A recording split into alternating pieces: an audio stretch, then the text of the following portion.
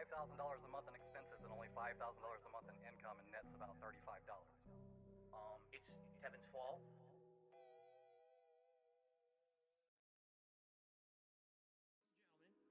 Now it is time.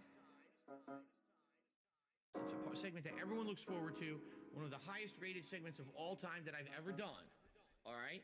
Ladies and gentlemen, it is time. Phil's day off. What's up, Piggy? Let's get it started. Big ups, Meerkat. It's my day off. Might leave the camera on and jerk off. It's my day off. Spend money on pools and dumb shit. It's my day off.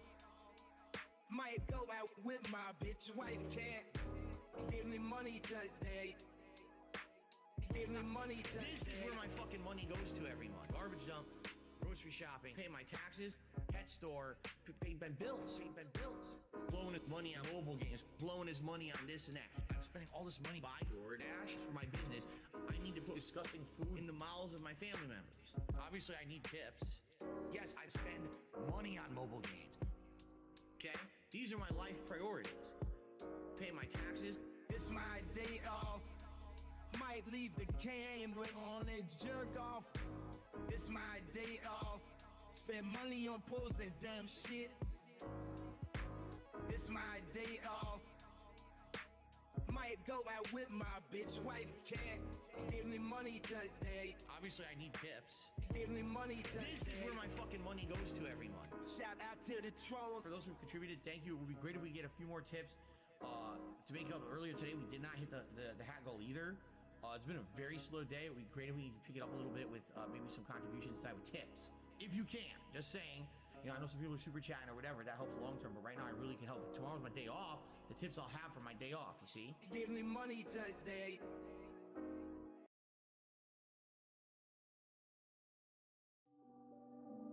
My life today is the best I've ever had.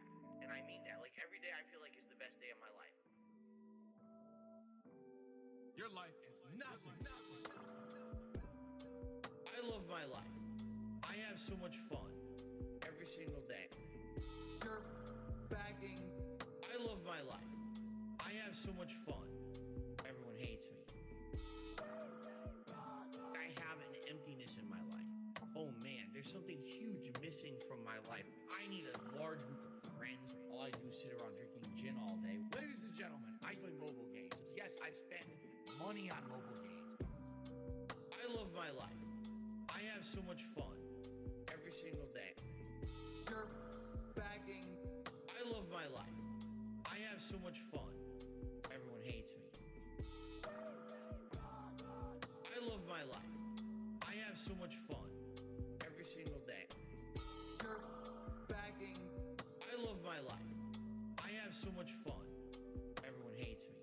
You're still bagging for $10 donations and $20 donations to pay your electric bill, to pay your fucking rent, alright? I get it. I'd hate me too. See you, Phil. Have a good one.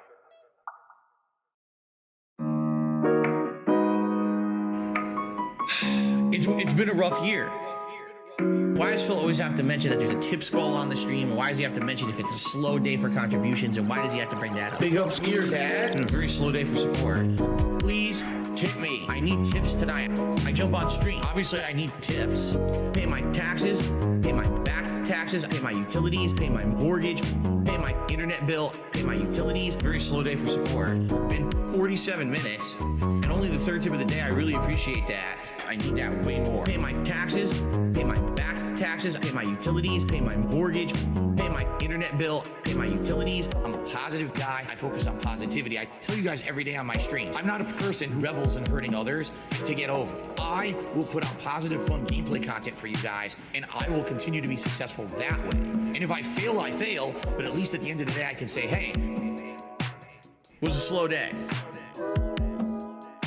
It's been a very slow day for support. Please tip me. I need tips tonight. I jump on stream. Obviously, I need tips.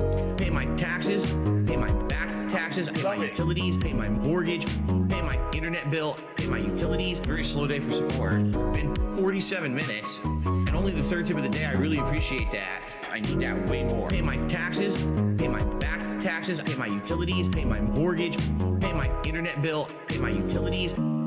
Please tip me. I need tips tonight. I need to pay bills over the weekend. I appreciate those who contribute in any way. Please, if you can tip me, do that rather than these super chats and membership. I need that way more, okay?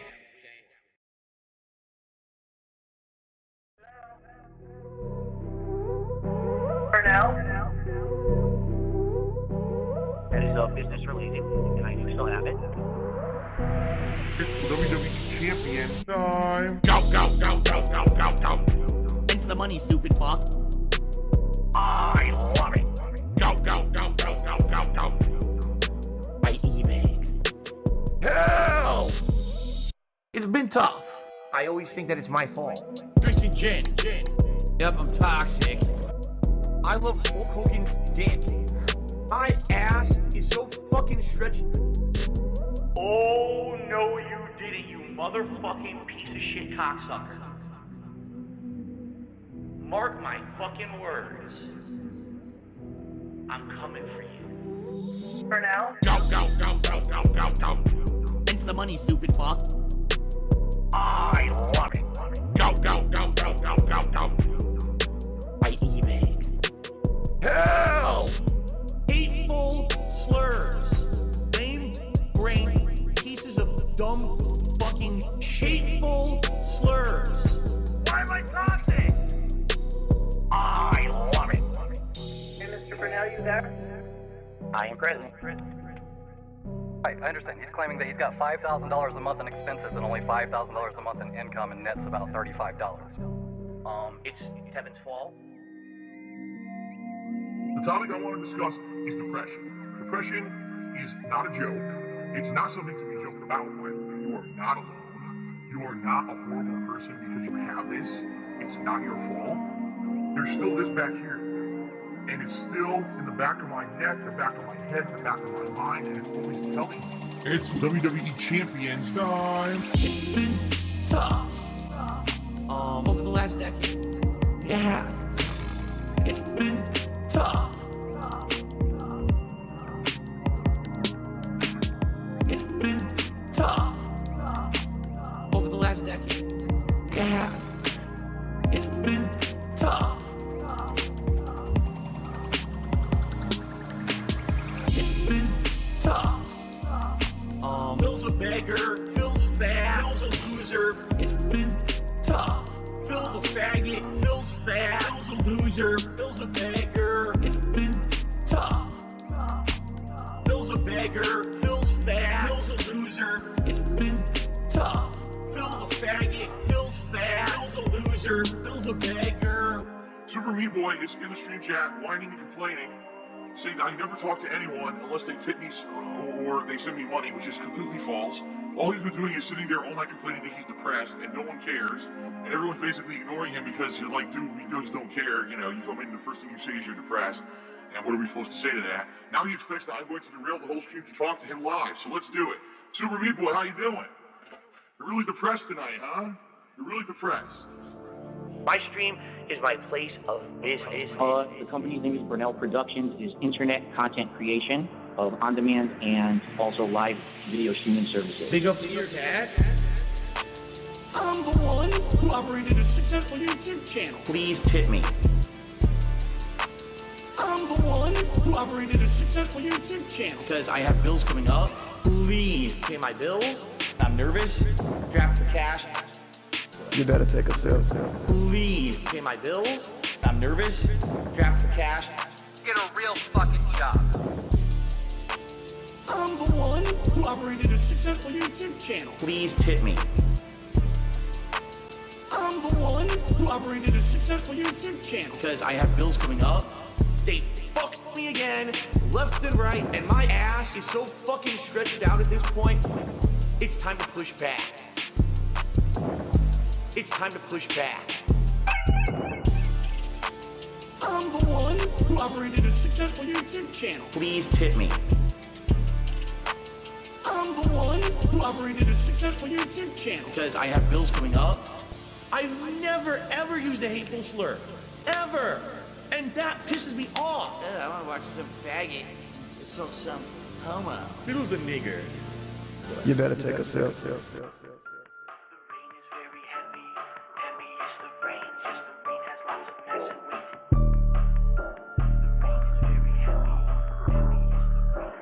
I'm a mature adult with a business degree. Big. All I see you do is big. Little picky, why you?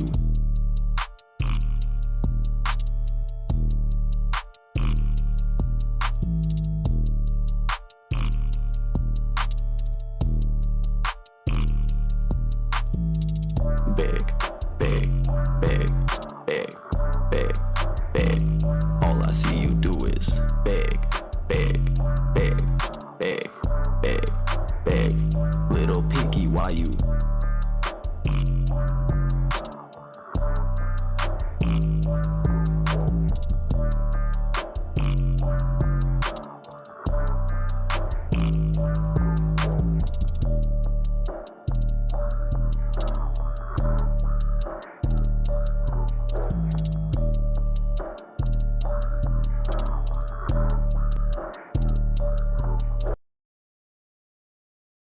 I understand that people right now are so hyped for the gifted memberships, and I'm very grateful for that. I mean, thank you. But I hope that that doesn't mean that people are going to forego tipping, because that would put me in a bad situation. And in particular, I don't know why you guys, okay, why are you laughing? Grocery shopping, tips. Meal with my wife, tips. Coming up, my day off on Tuesday, tips. Nintendo Online, tips. Bills and stuff, tips. Tips are the liquidity of my business. Why are you laughing? Oh, so hilarious that this guy has stuff financially tight. I literally can't afford stuff on Tuesday on my day off, and you're gonna laugh? Oh, that's funny. When you can't go and do something with your family on your day off, your one day off for the week when you're working full-time 6 days a week, that's funny, right? No, it's not fucking funny. Now shut up. Grocery shopping, tips. Meal with my wife, tips. Coming up, my day off on Tuesday, tips. Nintendo Online, tips. Bills and stuff, tips. Tips are the liquidity of my business. Grocery shopping, tips. Meal with my wife, tips. Coming up, my day off on Tuesday, tips. Nintendo Online, tips. Bills and stuff, tips. Tips are the liquidity of my business.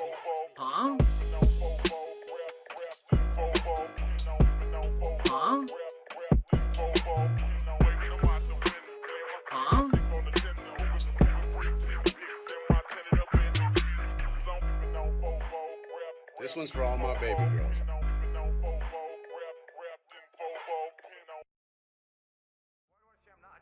Entertainer, because I'm not a Muppet. I'm not here to play a character. I'm not here to pretend that I'm something that I'm not. I don't dye my hair. I don't act stupidly constantly to get attention from children. I don't do stupid pranks. You know what I mean? I don't cause drama. I'm here just to play games and have fun.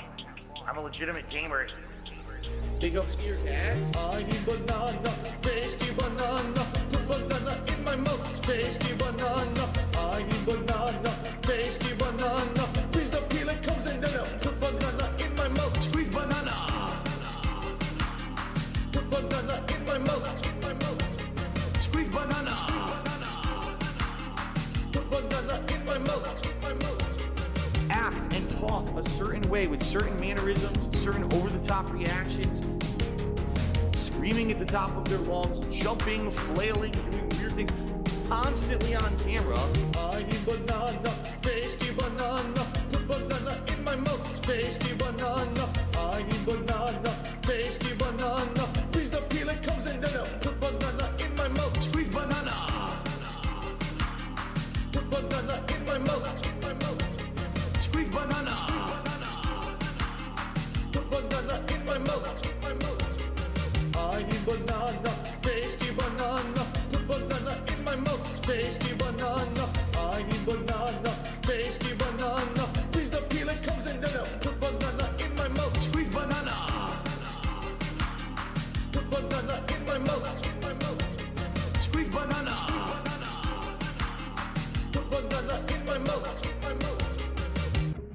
hit the 250 vest streak for that celebration, I'm going to debut a new vest. There we go. Celebratory bubble blow. Very nice. There's bubbles everywhere. There's bubbles all over my PlayStation 4 controller. There's bubbles on my microphone stand. There's bubbles everywhere tonight. It's out of control tonight. Yesterday was a really slow day for me on stream. I didn't make a lot of support yesterday. It's you guys, and you know, how much you're liking the content I'm doing in a given day, how much you can afford to support that content. Can you argue it's a begging model? I mean, I guess. This dude is a piece of fucking garbage. I need this money, I get this money, beg for this money, I want the money. The only time I chill is when I pay my bills. The only time I get to chill is when I spend the bills. Scumbags and mental cases on the internet still support me. I'm a beggar and I'm a loser and I'm on level 1. And I can't go on a honeymoon with my wife. I'm paycheck to paycheck. I'm on level 1. I need this money, I get this money, beg for this money, I want the money. The only time I chill is when I pay my bills. The only time I get to chill is when I spend the bills. I need this money, I get this money, beg for this money, I want the money. The only time I chill is when I pay my bills. The only time I get to chill is when I spend the bills. If you are watching his shows and you're paying his bills, you're a fucking loser. You should not support this guy. He had an opportunity to make serious money to entertain you, and he wouldn't do it. But you're gonna still fucking give him $200? You're gonna give him $50 to pay his fucking bills? Nah, you got a job. You keep your money. Fuck that guy.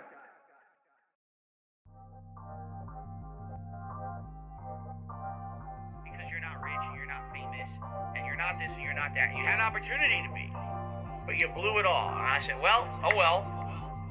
I'm proud of that. I guess I'm proud to be a loser. This one's for all my baby girls. I'll be the guy on level 1. I streamed myself masturbating. I'll be the guy. Fuck life. I'll be the for the thousands of children. I'll be the guy on level 1. You're still on mission 1. I'll be the guy on level 1. Level 1. Married happily, paycheck to paycheck happily, meaningful relationship, meaningful life with a family. And that, by the way, I have to raise money to pay 2 big bills next week. All my utilities are due next week. Tomorrow, if I stop streaming, I would not be able to get a job. So it would be the end of my life. But outside of that, everything else is good in my life. You know what I mean? So I'll be the guy on level 1. I streamed myself masturbating. I'll be the guy. Fuck life. I'll be the for the thousands of children. I'll be the guy on level 1. You're still on mission 1. I'll be the guy. I'll be the thousands of children. Let me tell you something. When your life is all positive instead of negative, it's a much better situation. Big up, Skeeter Cat. And I can tell you that from personal experience. Look at my life now. I have a beautiful wife. I have a beautiful life with a family, right? Everything here is so much better than what I had before. Why? Because I'm a positive person. Okay, guys. Hello, everybody. Welcome to the stream where I've been doing a deep dive into the King of Hate forums that we see here. Now, so many people are like freaking out about don't go on there without a VPN and all that, and I'd like to inform everyone I've not got a VPN, but I have taken measures. There's a browser called Tor, which if nobody's like aware of what Tor does, it kind of acts, it protects your IP basically. It's a method of protecting your IP. So there's a browser called Tor if you want to kind of make sure your fucking shit doesn't get lost. So there you go. I am on his forums, but I'm using Tor for this. So yeah, it's not a very popular thing in terms of like in general Tor, because it's like criminals use it apparently. But we're not criminal. contrary to Phil's popular opinions or whatever, of saying that we're all criminals for restreaming or whatever. No, we're not criminals. We're just fucking enjoying a bunch of, a bunch of fucking idiots calling Phil an idiot, and Phil trying to say, no, it's just, what it is, it's just us being us. Right, I've got a huge array of topics. You can see the amount of topics I've got listed at the top here. These are all from 2015. Everything you see listed at the top here, all from 2015. But then from then on, we can have a browse together, just and have a search ourselves throughout 2015, 16 onwards, whatever. Yeah, speak for myself, you're a smooth criminal. Prophet's a smooth criminal. Everyone, so let that be known. And by the way, if you've not checked out Prophet's second part to his computer talk, for he's talking about Phil's computer and what he needs and what he wants, not shit and pricing it all, I would recommend it, So the second part's out now, got uploaded, for me, it got uploaded this morning in the UK. But yeah, it's a pretty solid video. So yeah. People use it for dark web Tor. Anyway, enough about the browser. My IP's safe, essentially. Fuck you, Superhound. My IP's safe. And Phil's well. This is a topic called Let's Debate, Discuss Darkside Phil. This is one of the more popular topics, at least throughout 2015. Even though it didn't last as long, it got 9 pages overall. Is your concern that Phil got your IP address snood? There's a very kind of popular thing where Phil has bragged before about trolls that visit his forums that he has their IP addresses. And he did it specifically for Be Awesome One. When he copyright struck him, Be Awesome One struck Phil for pre-stream copyright art because Be Awesome One had made it before, I think. At least I think that's what happened. And so Be Awesome One, they got called it by Phil and he was very public about it. And he goes, congratulations, I have your name, I have your IP address, I know where you're from, I know you. He's like, he basically doxed him. He's like, how's England? Not shit. He's like, he's calling him out for living in England. And so he's very publicly and openly doxing Be Awesome One as best as he can anyway. Because fucking Be Awesome One had the nerve to copyright strike him for what he perceived was a legitimate right, because it was his artwork. At least that's what I think happened at the time. But yeah, as what I'm saying, ever since Phil openly bragged about having someone's IP address, or a detractor's IP address, it's generally been the common consensus to not visit. Well, basically after that, people just generally thought, okay, we're not going to visit the forum, his forum's in, without a VPN or some other means of hiding our IP addresses. But it's funny because back in the day, you can even see some of the people, like Fred Fucks was on the King of Fate forums. Plenty, actually, most of the Sons of Kojima were at first on the King of Fate forums. Pretty weird. Even back in 2015, this is the start of 2015, he had a lot of negativity surrounding him and trying to enhance his image and change his image. And this was a general topic, it grew in popularity, about Phil was like, let's debate him, let's discuss him, whatever. And people are just saying, if you it's fake reactions. Even back then in 2015, people were calling out for fake reactions or insulting again if it's something like Kingdom Hearts and all shit, and racism is not okay. It's just so funny how history never really changes with Phil. Despite claiming he's changed so much over years, there's still the same complaints of him fake reacting to shit, of him being so much bitching about the games not shit, and just being completely hateful towards games and game developers, and also his racism, and also the fact that he doesn't do editing. Doing a bit of editing so you don't have to upload 20 videos for one part is welcome too. If I did all that, I'd watch his content, no problem. This person, Boondock's got it straight away. This is not just a random, this guy had 240 posts, so this is not. These are guys that floated around the forums for a while. Is that avatar on that page of Spiff and Brit? It does look like it, but I don't think it is actually him, because I think it's a commonly used kind of avatar, essentially. It's not, I don't think it's exclusive to Spiff and Brit, that avatar, but it's a good spot. I like the Spiff and Brit videos, you know what I mean? He had a strange one the other day where he abused YouTube's view time metrics, because you had to watch the whole thing in 0.5 speed, so you essentially double the view time compared to the video length if you watch the whole thing. So Spiff and Brit's pretty fucking is a cool YouTuber, at least in terms of the ideas he got to just break things. He breaks games and he breaks YouTube as well. But yeah, as I'm saying, all these things, people have been calling Phil out for years and years and years for the same old shit, and it never really seems to matter, it doesn't really seem to heed these fucking lessons. And also some people are saying I wouldn't say Phil is racist or sexist. There's a difference between being racist or sexist for comedy material and just being racist or sexist, because that's what you are in real life. It's one of those great things. It's always debatable whether Phil genuinely means to be like racist. I actually forgot to fucking play the music in 2 seconds, guys. I forgot to. I was going to play Meerkat's music very quietly while I done all this blethering.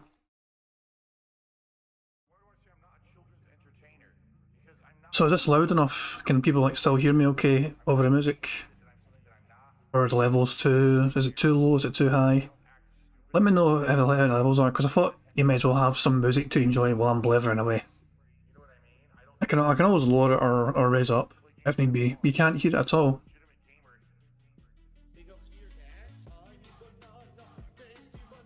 Music up. The music should be playing now.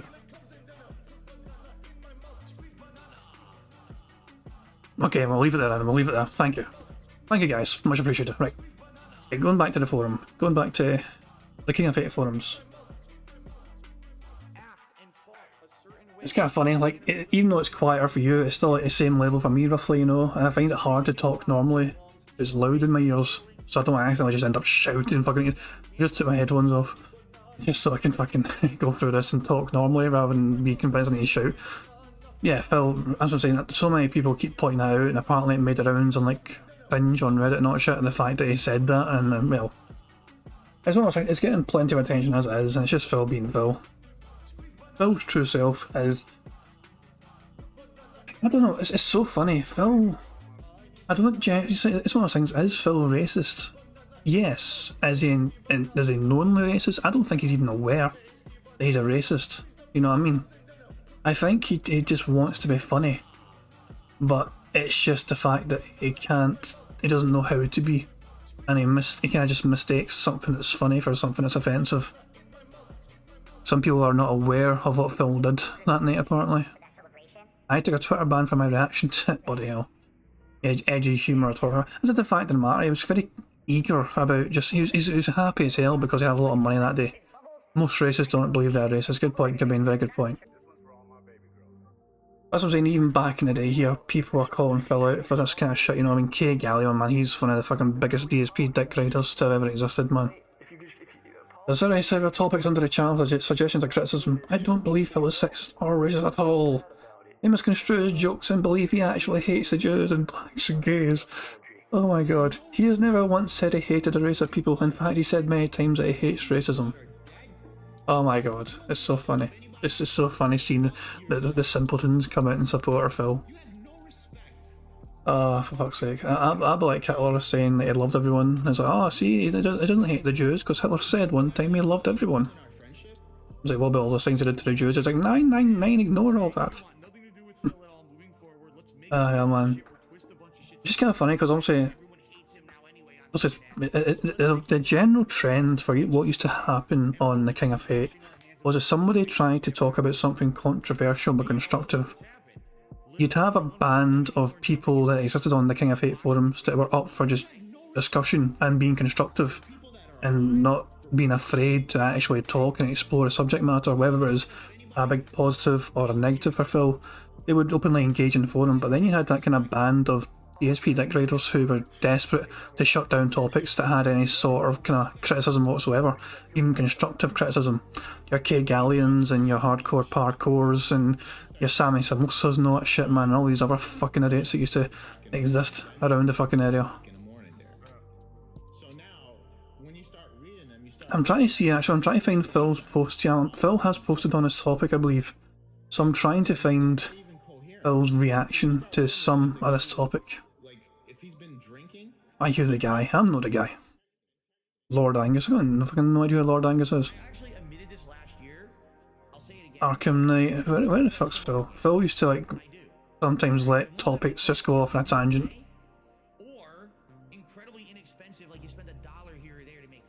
Come on, that's the thing about using Tor. It's not as fast.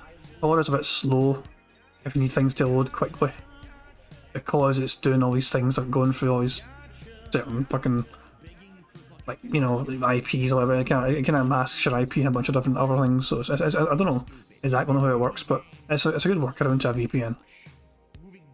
I don't have a VPN, but this is another way of masking my IP. I'm trying to find Phil's fucking. There he is here, Phil. So This is Phil's response to all the criticism levied at him in this thread. So when someone in this thread actually says something of substance other than Phil should go on the SLK podcast, which is still off the table, I'll contribute. Entire thread so far, 4 pages in, is just subjective speculation such as Phil is a narcissist or Phil doesn't listen to criticism, without any actual valid criticism that could help him improve. He also sees ridiculous one-sided stuff, which is misinformation, which is why most people who dislike me actually do, and I don't have time to dispute every case as I'm only one person. The true stories are out there, but many of you are just unwilling to find them. Speculation about my relationship, making friends in Washington State, and the like is again uninformed speculation that isn't constructive criticism, just hearsay, gossip, and worthless. Maybe a criticism thread would be taken seriously if some of you actually had some, other than just repeating statements like Phil won't listen. Food for thought. I'll maybe check the thread in our 4 pages and see if anything's changed. So this is Phil. Even back then he was a fucking pedantic piece of shit and just like not willing to even fucking listen to feedback and all that shit from people. Let's see if it came back in 4 pages time, because it ended up getting closed, and I think Phil was the one that closed it. Yep, congrats. As I expected, the posters here could not intelligently discuss anything. Instead, it's become a derailed thread of stacking slander, speculation, hatred towards me, with little to zero actual discussion. This is why these threads get closed, and why this one's getting closed, and why it happens again. Why, if it happens again, bans will be handed out, not warnings, bans. But keep in mind, everything I'm on here, this exists on Phil's forums right now. This is his own forums, and he's still got all this shit archived of him being a piece of shit.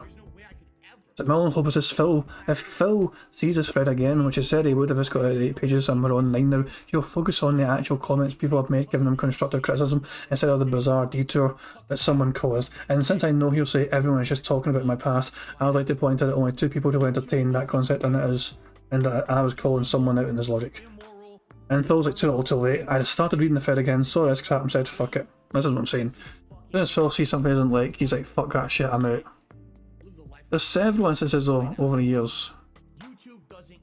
Someone made a topic as well about a Dead Space 2 demo gameplay. And Phil had... It's funny. It's just one of those ones, it's like, Phil had tried to do something to mark the 70th anniversary of Auschwitz. I don't think he'd done a video for it. I think he did something in his forums for it. No, I can't mind the full story, but obviously we all know what happened when Phil played Dead Space. He made those unfortunate jokes about, you know, the Jews and pretending to be the last Nazi in space and all that shit. And then he tried to kind of do something nice when it's like, I'm going to mark the 70th anniversary of Auschwitz, and it got completely derailed by people reminding him of what he did in Dead Space. This whole topic, I think, was basically kind of based off that, you know what I mean? At least I think it was. At least I remember Phil ranting about it before. The infamous 6-7 minutes Phil went on a Dead Space 2 demo by speaking in German accent, and while killing necromorphs, he made jokes about Jews in space and all that shit to be exterminated. And how did Phil respond to this? I absolutely apologised multiple times, explaining that it was meant to be a parody of an existing character from the Howard Stern show, and that no offence was intended, it's all Howard Stern's fault. Did I ever do an over-the-top dedicated video about it, going on at length? No, because the bottom line is that it was a small group who were genuinely offended, and at this point, almost nobody cares or brings it up anymore. We still bring up to this day. To this day, you are remembered for that shit, Phil. Because they move on from the past and don't dwell in single mistakes like most mature people. They realise people change and improve over time. They refuse to let the entirety of someone's existence be determined by one bad experience. They forgive if they realise a person, although they may have been offensive, didn't mean to be. Especially if something happened over 4 years ago. It's funny because also in between this and now, he's done other things that he'd kind of wish people would forget happened to him. The incident, anyone? It's funny how the incident basically replaced this as like one of the worst things he's ever done. This was like the worst thing he had ever done, one of the worst things he had ever done, until the incident, and then the incident happened and that just made people completely forget this happened, kind of. But right on Phil's tombstone, it couldn't come soon enough. About damn time. Christ man, it would have been nice for the original poster to actually make her sentiment about its horrendous atrocity in our world history without making it something negative about me. But hey, everyone knows I'm the world's worst person, right? Please keep nitpicking every single bad thing I've done in my life and turning historical anniversaries or real life tragedies and spinning them for your own purposes instead of actually legitimately honouring those who suffered. Yeah, no, Fred closed, so fuck your Auschwitz 70th anniversary thing. You're mean to me, so the thread is closed. Never mind, it's like, even though I said all those things, it was not my fault, it was Howard Stern's fault. Another classic example of just Phil being Phil. So I think this is a very short one, but question to Phil about fans doing everything for him. So I got removed early for Vote Brigade, and feel free to comment if you feel the same about Phil going overboard with having fans do everything for him these days, or if you think he's not. Then tell me why this is all a good thing besides saying less work for him since this is his job. But why do you have your fans do almost everything for you when this is supposed to be your business? They make your intros, fan art, logos, come up with ideas for you to get more views. The montage thing. You have them submit videos for stuff like year-end series, so it's less work for you. You have them come up with a new series for you to do along with telling them to create a name for the series. They make your website, they make your forums, they instruct you how to play games and chat and everything, tell you everything you do in the game. Have them do research on events or games for you. They come up with perks for your Patreon, they bill you a debt that you put yourself into by telling them to donate to you. You even try to make them promote your business and have blamed them for low views because they don't do it anymore. Do you do anything at all anymore for your own business, the only way you make money, besides playing a game, commenting over a game with the same commentary for 5+ years, talking in a vlog and sometimes editing? And Phil's response to this was like, I'm interactive now. I'm being interactive. And Phil doesn't really understand what the fuck interactive means in this regard, you know. Me, like, fucking trying to get my chat involved and what we see once we're done, we're going through a bunch of these fucking random topics, and you know, I picked it there, and then we can fucking, I'm going to go through a chat and together we'll pick our topics from like 2016, 2017 or whatever. That's me being interactive with you guys. Him just taking everything off his fans and giving nothing back is not interactive. Cobain says, I was behind a little bit. Do you or anyone know of where Phil actually apologised for Dead Space 2? He's done it a couple of times, Cobain, but it's not been a separate special video. He's been asked to do it and he's been like, you know, it's hard to kind of, I couldn't find you the video. Pig Go might help, you know, in that regard, but I wouldn't be able to tell you the video it's in, but I'm pretty sure he has actually apologised in a video before for it. But it's been kind of one of those things where he also, it wasn't just like holding his hands up saying, I really, these days he'd probably would be do a fuller apology if he was pressed, you know, but back then it was like one of those kind of, I'm sorry. But I was just trying to be funny, and it was Howard Stern. Howard Stern didn't go away with it. Never mind the fact that Howard Stern's Jewish or anything, and kind of, you know. But Phil, it's one of those kind of apologies from Phil where it didn't feel like a proper apology, even though he kind of said sorry. Yeah, exactly. It wasn't kind of one of those proper, genuine apologies. It's not to me. To Phil, it may come across as that, but it wasn't really. I'm looking through it as an apology. At least when I saw it before, but it's been so long since I've seen it, I can't really mind. I don't know if it was an Ask a King, it may have came up or something randomly, but Pig Go might help you with those answers. But as I'm saying, it's funny, so Phil gets called out and his fans doing absolutely everything for him. What does Phil do for his business? And Phil's like, interactivity for a community is good. If I did everything myself, my own way, without input or interaction from fans, it would be incredibly inclusive and a negative thing.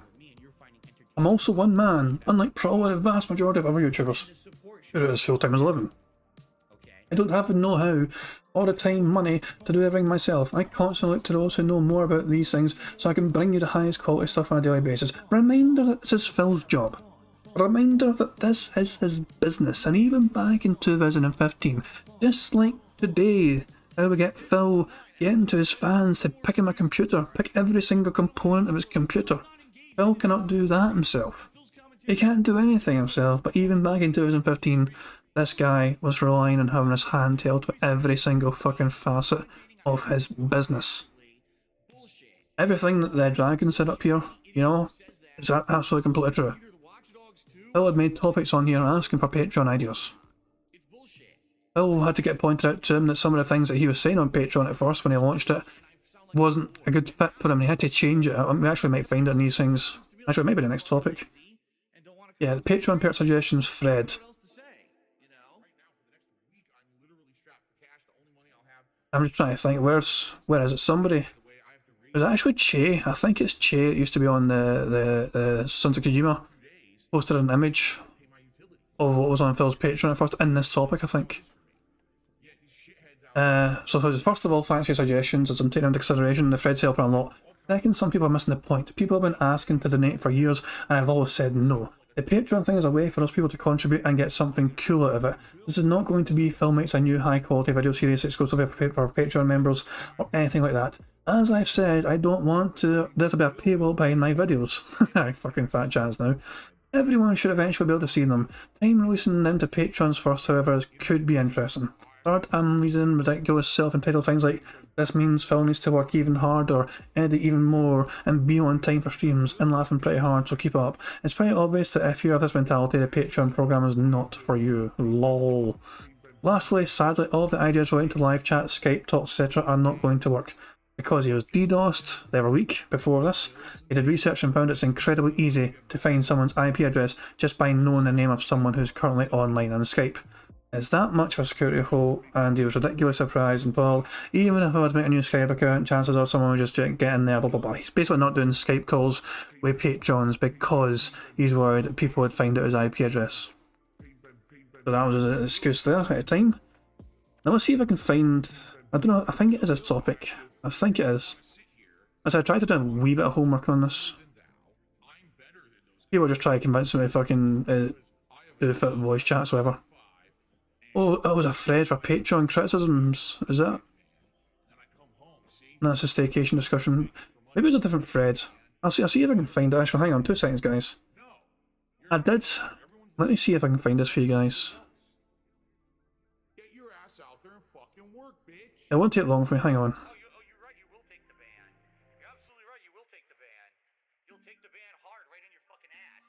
I'm trying to get this bloody image saved. I can't find it on his forum, but give me 2 seconds. And when I say 2 seconds, I mean at least 17.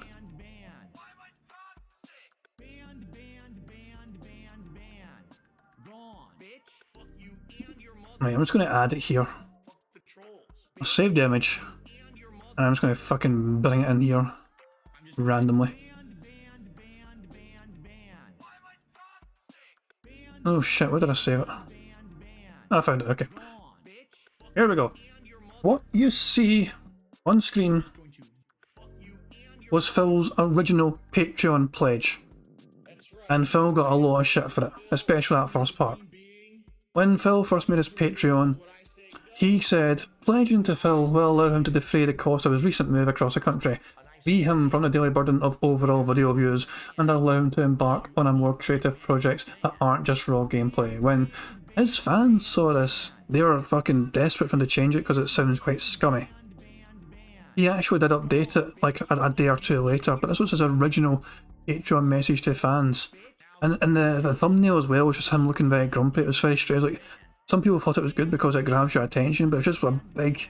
It was like a black background with Phil's big angry looking face in the middle of it, man. It was very weird. May even come across it or something, but yeah, this was Phil's original Patreon message to fans for wanting to contribute to him. And he got a lot of shit for it, so he had to change it a day later. Ah, goodness me. Right. Anyway, back to the topic at hand.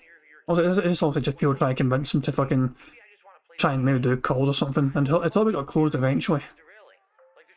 Shocker or not, most topics on the King of Fate end up getting closed eventually. Especially the interesting topics. He's had to fucking remind people Patreon's not Kickstarter. Whatever he does, eventually will offer him an additional bonus to the fact that those who become Patrons are contributing to his ongoing ability to create content. I'm trying to see what the last post was going to be. So how did it end? These are just more suggestions, obviously. Oh shit, it's actually, it goes on to like page 17. Fuck me. Right, let's go all the way to page 17. It's so weird because it's nothing like any other cuisine. It really isn't. I can't even tell you another cuisine that tastes like that. But it's so good. And what I like about So how does this fucking nonsense end? Giving this thread it's a bump from Phil, so nobody fucking posted in it for like a week or so. And he tried to give it a bump. And he's going to make a new thread for it as well. I don't think perks are going to work for my Patreon, as everything I've come up with, advanced access to vids, private streams, has basically been shot down by my detractors who have publicly stated they'll donate $1 just to be a Patreon and then make the private things public. I remember Fred from Sundakujima's suggestion that you're floating that idea before, yeah. I also thought about doing stuff like having someone on as a guest on Hate Live if they give, say, a $50 donation, but they'd have to use Skype, and that could lead to me being DDoSed again. So right now, all that kind of stuff is out of the picture. This is Phil's old-ass ideas for his fucking Patreon. They fucking just shut the thread down because he's like, okay, no one's really talking in this thread anymore, fuck it, we're going to close it. Pure brought up a staycation. Phil and Leanna are renting a hotel for 2 days in Seattle for some time off. Phil posted vlogs from a trip. Seems to have drawn a bit of controversy and maybe having a topic to discuss Phil's thoughts, so keep you from ranting on Twitter and YouTube comments. So he thinks what Phil's doing is fine, but I can see how people see it in a negative light. Yeah, it's just one of those fucking things where the staycation got a lot of flack. Now, for those that may not be aware of what happened with staycation, Phil was in dire financial straits, you know, you're struggling to make ends meet. KO Gaming was funded by the staycation, I believe. Yeah, I'm pretty sure that's right. Did KO Gaming fund the staycation? No, that might have been later actually. I'm trying to remember what. Oh, for fuck's sake, man, my fucking memory's going. The staycation. I'm trying to think. Did KO Gaming fund that? Is that a video where Liana has a sub? I'm not entirely sure, Tyler. It might be such a video I really should have bookmarked for private purposes, but I can't mind. I cannot mind Tyler Grimmy. I do know exactly what video you're talking, but yeah, damn. That's just all I've got to say about that. Damn. Well. He complains about debt, dropping views, and yet he goes out of his way to spend money on a staycation at a hotel, a frivolous expense. So a lot of people can't keep bringing up the fact that even though he's saying that he's hard up for money, he's flashing it on fucking things. That's the thing, but these forums had these kind of discussions where a lot of times the fanboys would try and shut it down. Like, oh, you're being too negative, not shit. Kate Gallion was one of the fucking resident fanboy dick riders. I'm trying to see if Phil actually posted that. I want to see what Phil's justification was. Because it got shut down, he might have, but I don't know. Let's see if he does. Oh, fuck man, someone with a long ass post. He needs more money, Patreon support, so he can edit, but given that money for luxury goods such as hotel and whatnot is an exception, so we should support him for his Patreon because he would lose gaming video recording time if he would edit. I ain't no saint, but I don't spend money on other things when I say at the same time that I need Patreon support for editing. That's an interesting point. But you keep in mind, also, because Phil made vlogs of it, it's technically he could use it as he could write off some actual business expense. No offence, Phil, but I have a great deal of difficulty imagining someone in huge debt, as you have said for yourself, doing the following, among other things. 1. Not selling the statues, or plan on selling them at such a slow pace it's almost like you're not in huge debt. If I was in huge debt, those statues would be long gone. You go about it so leisurely that you're not in huge debt. Not implementing the green screen months ago. If I was in huge debt, I would learn about it as soon as possible, making it, offering the viewers at no extra costs, setting up Patreon for their action, a novelty that might get me more views and help with a huge debt situation. I wouldn't wait for months away to ask for Patreon funding on implementing it. 3. Going on vacation. If I was in huge debt, I certainly wouldn't be spending money on hotels, especially when 20 to 30 minutes away from my destination. I understand that your girlfriend's pressuring you into doing something special. I understand this is mostly for the calm down a bit, but still, if you're doing all the above, how huge can this debt be? From the above, I must assume the huge debt is not that huge. It can't be. No sane, mature individual would throw away money like this when in huge debt. This guy got it. This is February 2015, and this guy fucking caught it and called him out on his own fucking forums. Phil, with a big ass fucking wall of text. How does Phil justify everything here? So people who donated in January to my Patreon were told in advance that no perks would be given as they weren't set up yet, and they shouldn't expect anything out of it at all, besides as a method to support them. So by the end of February, goals and perks will be set up. So this guy pocketed money from the start of his Patreon, telling everyone that he wasn't going to do anything for them because January didn't count. So he got money from Patreon for the first month of it, and he was up front with everyone, that gave him money for January, that they weren't going to get shit from it.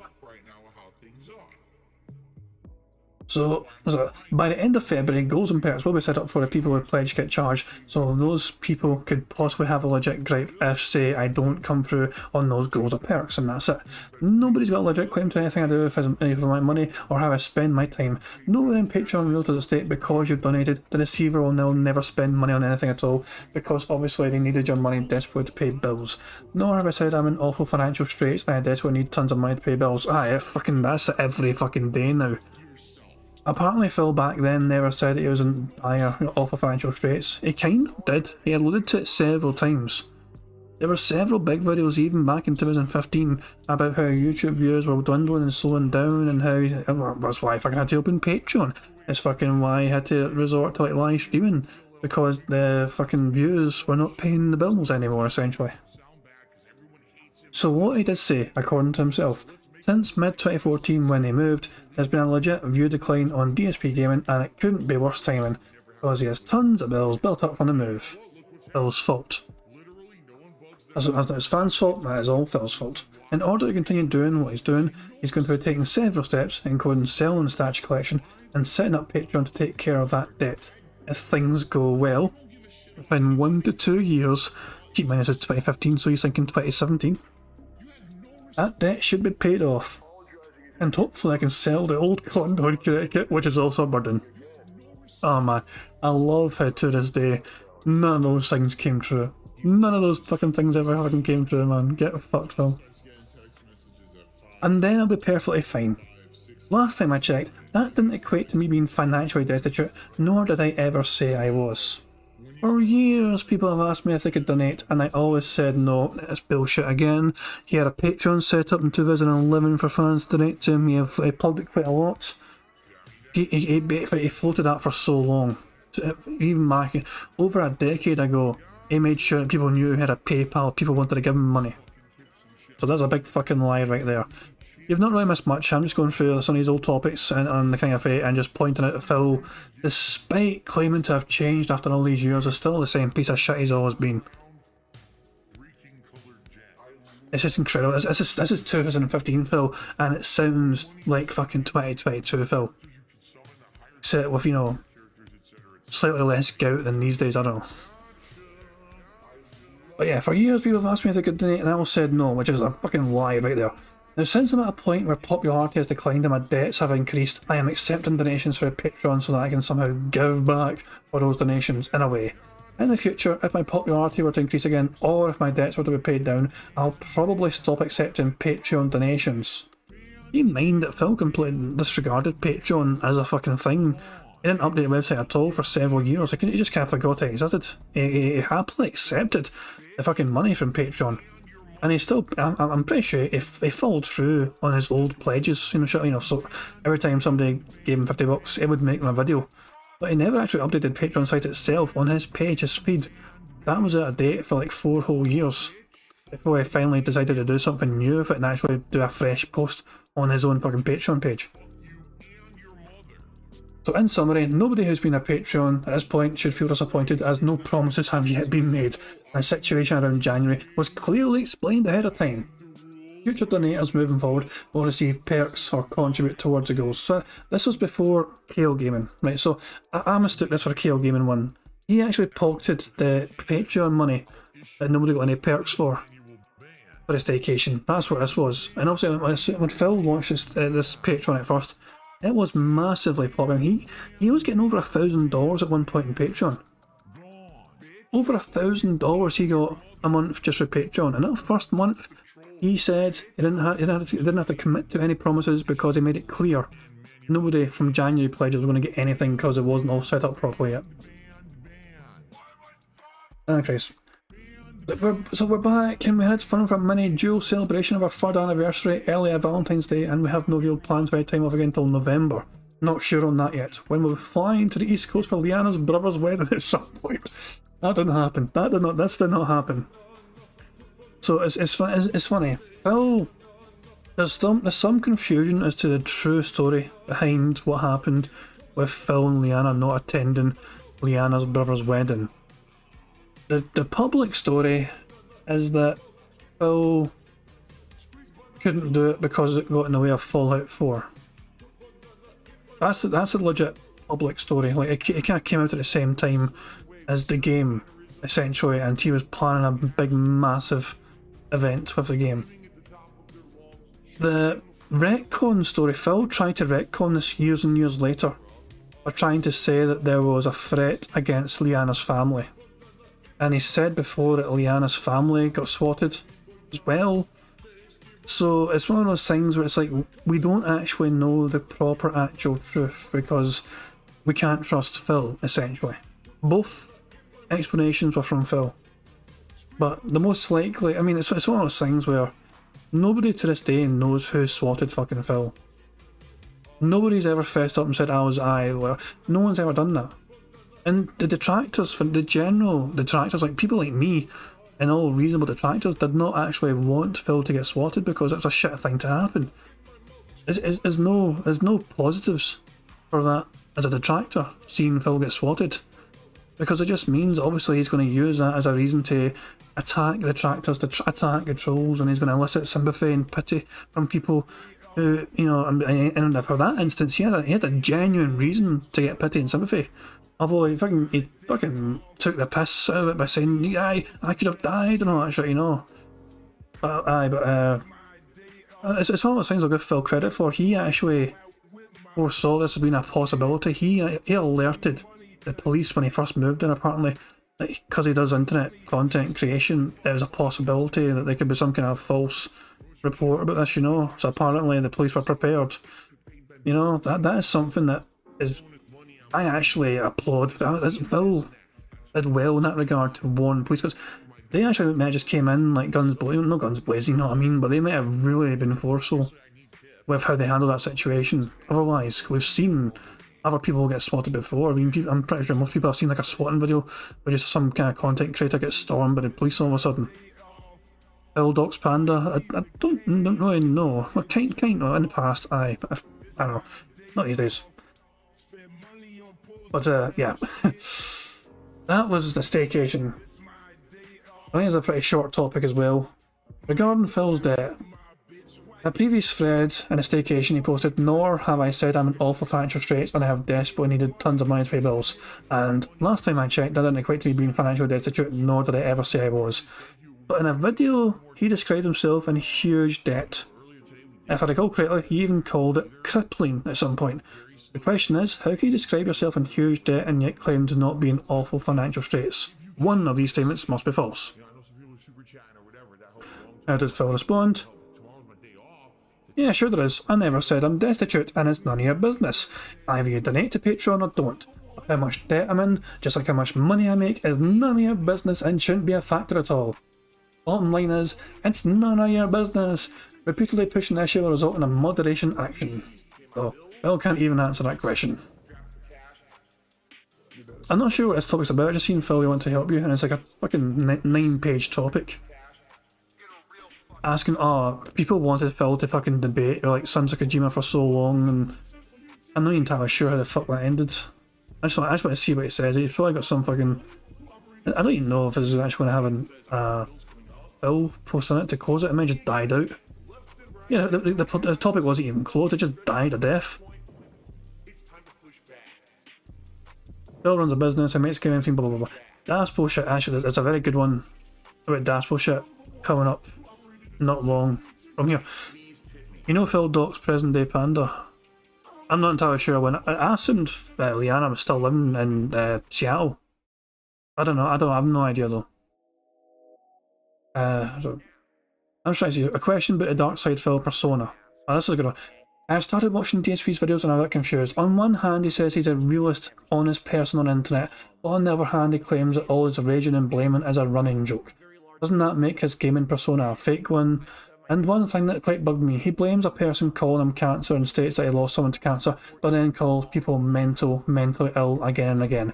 Two different illnesses, diseases, but he should stop blaming one and using another to insult people. Losing people to a mental illness, either in death or another way, isn't easy to take either. So could Phil just defend himself? Oh, fucking Das bullshit, man. He also lives in Seattle, by the way, and that's not doxing. It's apparently general knowledge. I learned he lived in Seattle from the King of Hate forums. At least it used to be called the King of Hate forums, and now it's now called dspgaming.com, but that used to be called the kingofhate.com. Even if you type in the kingofhate.com, it still works. It just directs you right here.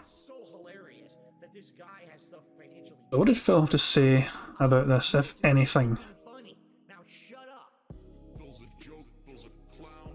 Come on, where is it? No, didn't say anything. I fucking didn't even fucking talk, didn't it? No answer. So DSP ignored us. DSP completely blanked this topic. Over the week, no answer from DSP, neither on the persona or on the other things stated asked in here. Weird business strategy, but there you go. One more thing about his self-employment. You aren't self-employed, you're employed by Machinima. At least he was employed by Machinima. I mean, technically, is it really employed by Machinima, or he could have been construed as a contractor for Machinima, couldn't he? Because he could still obviously do his own content on the side, essentially, but obviously he could also decide to do Machinima. It's one of those things. I think technically he might have been construed as a contractor rather than as an employer of Machinima. I don't know. I'm quite ignorant in that regard, but I would have considered it a contractor or like an employer. I think this is actually Phil's like fresh fucking Patreon topic he made in Feb. There's so much, man, shit to go through. I'm not even fucking dealing with that shit, man. It just would have been a whole bunch of suggestions where Phil goes, no, can't do that, can't do that, can't do that. I'm not actually read a lot of these topics I didn't read, but they just seemed interesting to kind of learn together and stream. As I thought, someone's asked a question about Liana. I'm not trying to start anything, but I'm more of a concern. It seems once in a while Liana goes out when Phil is busy, or in today's case, injured. I was just curious how Liana bought strawberries for Phil today. I'm really hoping she's not driving without a license, which is illegal. I'm just wondering if Phil could comment on this. It would be great. And people are like, just fucking try to shut him down, like shouldn't you be doing homework? So breaking news, women buys partner strawberries, possible illegal activity involved. This is a mod obviously, probably a retired mod now, but if it's not within the realms of possibility that she could have either used public transport or, heaven forbid, walked to a store, nobody in that household walks. I never even fucking realised, this topic is so fucking dumb. I didn't even realise how dumb this fucking topic was, but someone made a topic saying, is Liana driving without a licence just to get Phil strawberries? For fuck's sake, that's incredible.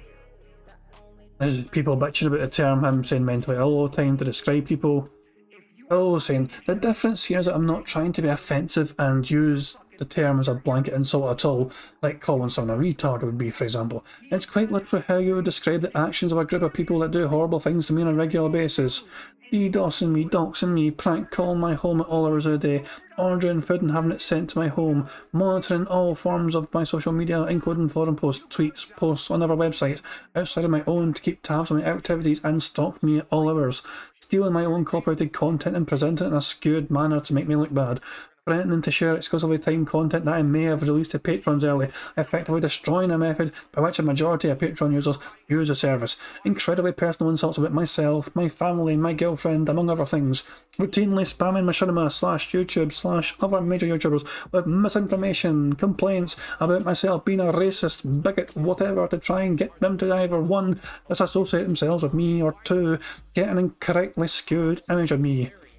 Routinely trying to spin anything I do in my personal life, whether made public or not, as something negative. And the list goes on. If I weren't an internet personality, instead I were an actor, musician, etc., and these things happen to me in real life, I would easily be able to file charges or have restraining orders put into place. The only difference is that this is a new era of technology and, unfortunately, no safeguards of a sort have been put into place for the internet. However, that doesn't change the fact that my life and business are 100% reliant on the internet. I need to work here, be in existence here on a daily basis, and to have no defence against any of the above because it's an emerging piece of culture that just became popular in the last 15 years or so. Just ignoring it doesn't work anymore, because I tried to for 2 years and all that happened was that my public image was massively slandered, and with myself not responding, it looked to the masses like I had no defence. Now again, if I were in TV/music/movies and this happened, the people doing this would be classified as stalkers and commonly diagnosed as mentally ill.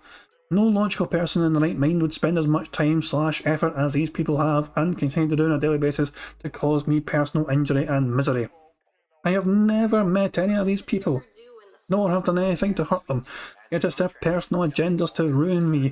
That is a definition of obsession, stalkerish behaviour, and is, in itself, mental illness. So this is Phil. All this is, by the way, is Phil trying to justify why he calls haters mentally ill. All this is just copium for why he should get away with using mentally ill as a way to tag haters. Is this his justification? It's basically like he's just trying to justify why he can use the term mentally ill on people. So if you have a problem understanding, I guarantee you yourself have not been a victim of this kind of non-stop attack. And I recommend you don't continue to comment on the matter, as you have no idea what I go through on a daily basis with these people who will not let up, and I have no way of getting away from. Yeah, this was a 2015 was a fucking messed up year for Phil. The DDoSing in particular happened like quite close. I think it was like a week or two apart. I'll look at Phil's usage of the term business. So this is from like fucking, it was a February 2015. Watching the Patreon launch video, I thought it occurred to me that it would be interesting to get Phil taking it. He constantly talks of his business and business strategies, yet as far as I know, and I may be wrong, he doesn't have a business per se. He has a contract with Machinima, which should make him an employee. Also, it's Phil's likeness in his video, but it's comparable to a newsreader whose money comes from a network, while Phil comes from Machinima. Did Phil respond to this at all? It's very much a business, at least in regards to what the US government thinks. I'm on file with him as a self-employed independent contractor who owns his own business, and they tax me as such. I don't work for Machinima and never have. I've got the freedom to leave whenever I want and take my product, ongoing video game coverage, blah blah blah, on our network, YouTube channel or website without any limitations. Regardless of what your personal beliefs are about the business, our legal and government definitions, I've been a professional gamer since 2011. When I started doing this full-time as living, and the videos I create are my business. I'm not entirely sure if this came before or after he got in trouble for not paying taxes on his business. I think it must have been before. I have a feeling he actually said all this before he realised he wasn't paying taxes on his business. Which just makes that all the fucking funnier. One whose main source of income is from doing something in his work. If playing games, recording them and uploading for YouTube is your primary source of income, you're a professional at doing it. Well, true, if this is how you make a living, then I would agree he's a professional at doing that. Which is why Phil was never a professional Street Fighter player, because he didn't earn a living from playing Street Fighter.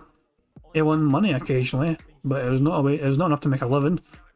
Fucking miles away from making a living from. So that's why Phil was never a professional Street Fighter player. Because at no point was he able to make a living from playing Street Fighter. Despite Phil's desperate claims to try and, perceive, he's trying to get you to believe he's fucking a professional Street Fighter player because he came forth one time. He was an amateur and knew how to play one fucking broken game. I want to see how Phil entered this topic. I think, is it closed? Is it still one of those ones where he just shut down?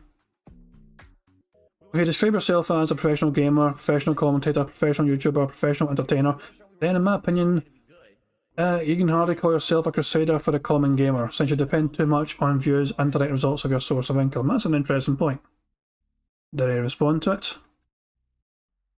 No, the last post is from this fucking little dick rider here. This guy was a fucking twat. Any old school fucking detractors know how much a twat this little prick was. Hardcore parkour, you can get to fuck. What? And then I didn't read this topic, but I thought the title certainly interested me. Why YouTube's changes shouldn't have affected Phil. I can't believe how many fucking topics did I fucking pull up? Not to be rude, but how long did it take to write this? It's in fitting on one screen. It's very easy there's not much to it at all. I feel a bit annoyed, a bit dumb for fucking. I feel like I'm just reading the forums rather than fucking paying attention to these guys. I'm sorry about that. It's interesting. I'm definitely trying to keep a wee eye on what you're saying in chat. It's just I'm also trying to get through what is tons of fucking lore on the King of Heels and the King of Hate forums. I haven't fucking said heels because I just read Telegram talking about tapping your heels 3 times. The King of Heels, for fuck's sake. The King of Heels, about a wrestling nickname for Phil. Yeah, I thought it was an interesting topic as well. Phil blames YouTube changing their search analytics has been a big reason why his viewership dropped the past 3 years. To me, it's not true. All Phil had to do was make simple changes to his upload style and he'd have been fine. So, this guy apparently is an expert on YouTube. Like Phil, he used a restaurant analogy. Oh, it's brilliant. Did Phil respond? Did Phil respond? Did Phil respond? Please tell me Phil responded. He used a fucking restaurant company, a wee somewhere. Please. Tell me Phil responded to this. Oh, Phil didn't even respond to it. That's bullshit. It's only fun when Phil responds. Are you afraid to post here because of the trolls? And a bunch of fucking Phil fanboys talk about how scared they are. The trolls. For someone who complains about people slandering you and speaking without knowing all the facts, you have the gall to say that Tim Schafer pocketed $1.5 million. How is this not slander? You do not know all the facts and are in no position to make that statement. In fact, they have a tremendously long documentary about the making of the game where they go over the budget issues in detail. I'm not saying I'm happy with Broken Age, but I think it's ridiculous and highly hypocritical to publicly accuse someone of theft because you weren't happy with the game's second half. You, of all people, should know you shouldn't speak and make accusations without knowing all the details, as it has gotten you in trouble in the past, and I feel this is one of those situations. So Phil openly outright made that claim, which was quite slanderous. Got called out for it. I don't even know if Phil responded, but the topic I think is closed now. Did Phil apologise? I don't even know if Phil fucking posted anything in it. Let's have a wee quick browse to see if it had anything. Did Phil even acknowledge the topic in posting it? There is so much fucking bitching and whining from derailing from his fans in here, man. I keep seeing hardcore Porkcore's dumbass name. Yeah, Phil might not have even acknowledged this topic, which basically would have admitted guilt. So you start wondering if the guy was, like, if he's been drinking and texting. Nah, it doesn't look like it. I'll go back to the first page, but I don't even think Phil posted on this topic, which is, it's a very interesting point. Phil does obviously bitch and whine all the time about people slandering him. He does it openly to other people all the time, especially major game developers, and Phil ignored this topic like it was a bad disease. That's bullshit got banned from Stream Chat for being himself.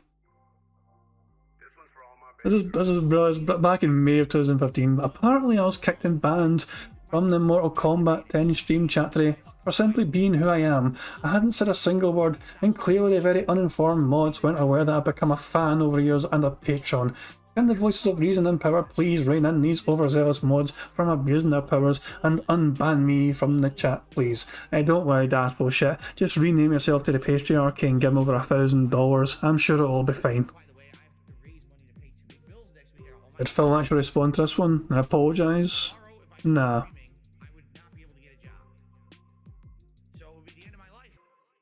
No even worth that, man.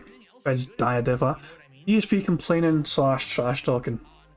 We're getting nearer and nearer to the end of the fucking 2015 anyway. Does it really bother you that DSP complains / trash talks when playing an online fighting game?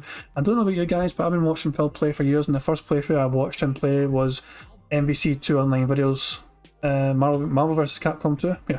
He always trash talk players, complained about their tactic. The thing is though, there's no problem with trash talking. Did I get more than 13 likes on that post? Maybe that's why I didn't bob over it. It's possible, yeah. The thing about Phil is, trash talking in video games is a perfectly normal thing for gamers in general. What makes Phil an absolute bitch about it is the fact that he does it without the opponent being able to fucking hear him or retaliate. That's what makes him such a bitch, and that's why he gets fucking called out for it. Whenever there's never any give with it, there's never any taking with a give, and he's always given, and it's only to his fucking audience that he's given. He's trash. I was like, he's running his fucking mouth out in a fucking closed bubble. So the trash talking just gets kind of annoying and kind of pointless. You feel it comes across more as just some wee loner bitching and whining to his little bubble, rather than him actually trash talking someone in a game, because he hasn't got the fucking ball to trash talk somebody, actually to them, so they can fucking respond in kind. Phil's never been able to fucking trash talk somebody like that. And I think even when he was fucking playing 1-on-1 in real life, when he played these fucking money matches in Street Fighter, I don't think he ever was able to trash talk. I don't know if Phil even bothered this one either. Oh, it got to 10. It got to fucking 10 pages. How the fuck did this piece of shit topic get to 10 fucking pages? Let's see, probably Phil just saying, everyone loves what I do, and I used to be a professional fucking fighting game player and all that shit. No, fuck yeah, I just fucking died a death. Actual constructive criticism. I wanted to make an actual forum post where constructive criticism has been made to try and help Phil improve in his content and not pure complaining. So what's his idea? We get mad at games, that's probably one of the funniest things when you look back on it, even at times when all the stuff you say, most of us know you're joking with jokes people don't find funny, with race, etc. And even times like in Mortal Kombat 10 when you rage when playing with your fans. To me, I find all this funny. I know you obviously don't mean what you say to your fans. You're playing with when you talk you shit about them lag combos and stuff because that's just game rage talking, blah blah blah blah. But since so many people take offence to that, I suggest laying off on raging when playing games with fans. So that's one of the big constructive criticisms this guy had. Don't rage at your fans when you're playing with them. Another thing you'd like to ask is for you to try and be a little active on Facebook. I forgot Phil had a Facebook account at this point. Oh, he nuked that. Phil had a Facebook account at one point, and but he didn't really do anything with it. He's like, I'll be more active in your Facebook account, and Phil's like, nope. And Phil didn't even respond to it. Return of civilized conversations. How about no? How about no? No civilized conversations here. GSP versus Angry Joe. This is gonna be a fucking weird one. In my opinion, Phil has become the best reviewer on YouTube. The only reason Joe gets 600,000 views on his reviews and Phil only gets 10,000 views is because of name recognition and production values. As far as production values, Phil is getting better but needs to be using that green screen for reviews like Joe, and one major thing Phil does way fucking better than Joe is he doesn't spoil the game or give away crucial plot points during a review. What do you guys think? I can't be the only one noticing how good these reviews have gotten. I don't know why I fucking talked like that. I just assumed that this fucking post only event fucking talks like that, so I got no idea what fucking triggered that fucking accent. God damn. Yeah. And Phil, I think actually Phil responded in this topic. So Phil's thoughts on this is his thoughts on Angry Joe. So his thoughts. Joe has grown hugely popular on YouTube because he focuses on the entertainment aspect. His reviews always have highly polished, highly produced comedy / skit segments that have literally nothing to do with the content of a review. But he started out doing it, got recognition for it, and now has millions of subs because of it. Jealous much? Would he have gotten anywhere nearly as popular without his hook of doing these skits? Who knows, but it certainly has worked. The common YouTube viewer doesn't care about legitimacy, quality, or the like, so that's implying that Angry Joe is not legitimate and has not got good quality or anything. They want a quick laugh and they get that with Joe's content. By no means am I saying that's a bad thing. He certainly found his niche that works and he's stuck with it and gotten very popular for it. In addition, there are a group of people who do watch Joe's reviews for the actual review content, so he's gotten people from all camps there. Joe networked early on. He was part of that guy with the glasses before I'd ever spoken to him or even made a YouTube video, and was already out there in the video games conference scene getting his name out. He has great management and contacts in the industry. He knows how to play the game. Similarly, he has tons of sponsorship. I'm sure you've seen his videos where he's mysteriously promoting something like an Alienware computer, etc. as a result of doing that public thing. This is something that Phil never really grasped himself, and he had opportunities. Phil actually had massive opportunities to network, and he chose not to. He was happy doing his own thing because at that time he was getting money for it. Mashima suggested maybe trying to get him out to like tournaments to maybe do commentary or something like that, or you know, that kind of thing. They wanted him to be more actively involved and not just fucking rely on playing YouTube, fucking doing YouTube shit all the time, playing games. And he fucking shut that idea down. He thought they were being dumb. He thought they were being so stupid. Mashima for suggesting he should do that when he was getting good money for doing what he was doing right then and there. So he lost a chance to network properly, and when it all fell apart, he had nothing apart from his fucking dented whales that keep him afloat. Oh hell, man. So Phil still goes on, he's like, me, I'm just some guy who played games at home, got popular for it, made some good money for a couple of years, and now I'm in a totally different place. If I wanted to play the game, I easily could have been attending every single Street Fighter tournament, press event, etc. Machinima offered to get me into a few events that I've declined in the past year or so. So there you go, that's Phil openly admitting that he declined the chance to network. And I could have gotten that kind of recognition. I didn't want that life. Constant travel was something I did for a few years, but once my back injury happened, I knew it wasn't going to last. I much rather preferred being the go-to guy for full game playthroughs and honest reviews than covering every major press event / gaming news story. Bottom line, Joe's goals and mine are completely different. My ultimate goal was to get the hell out of Connecticut, move to a nice home where taxes were much lower. This dumbass didn't even realise at this time, I believe, that I had to pay for business tax as well. Oh Christ man, it's fantastic. So where was I? Oh yeah, moved to a nice home where taxes were much lower, stabilise my income, and then see how I can improve my business. As in, that was the highest priority before anything else. I'm not a bachelor anymore, and my health isn't superb, so I don't have the crazy flexibility / drive like Joe to get his name out there, travel, and become a name in the online gaming business. And yeah, ultimately, that's what led to me being the easy target for a YouTube hate movement. I was a guy gaming from home and making good living doing it, while Joe arguably was travelling everywhere, covering events, etc. like crazy and getting his name out there. We're two completely different people.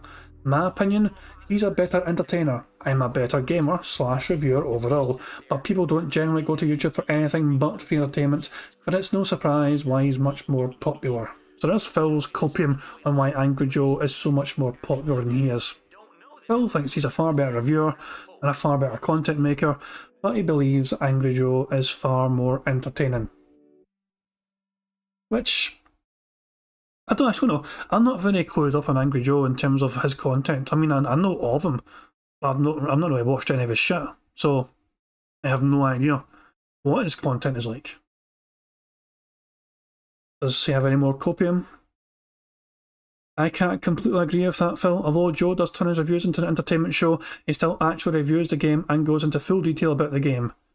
True, and I never said he didn't, but when he gives Witcher 3 10 out of 10, obviously because he was massively paid to promote the game, even been flown out to the studio etc. during development, despite admitting it has flaws, then gives a game like Batman Arkham Knight a lower score than Titanfall, he falls prey to what all mainstream reviewers do.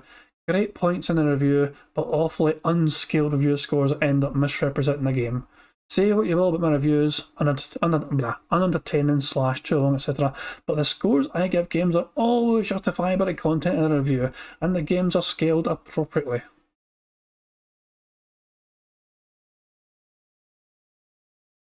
It's quite interesting to see Phil. These are old fucking thoughts on Phil about Angry Joe, and he's not being completely toxic to him. He's been a bit toxic in some kind of backhanded compliments kind of way. So you're basically someone called out Phil saying you're basically condemning Joe for having a much different experience than you and calling the review a paid off lie. And you forget that Joe played Batman on PC. His score reflects his experience on the PC platform. Your score system experience will always be different than others based on personal experience.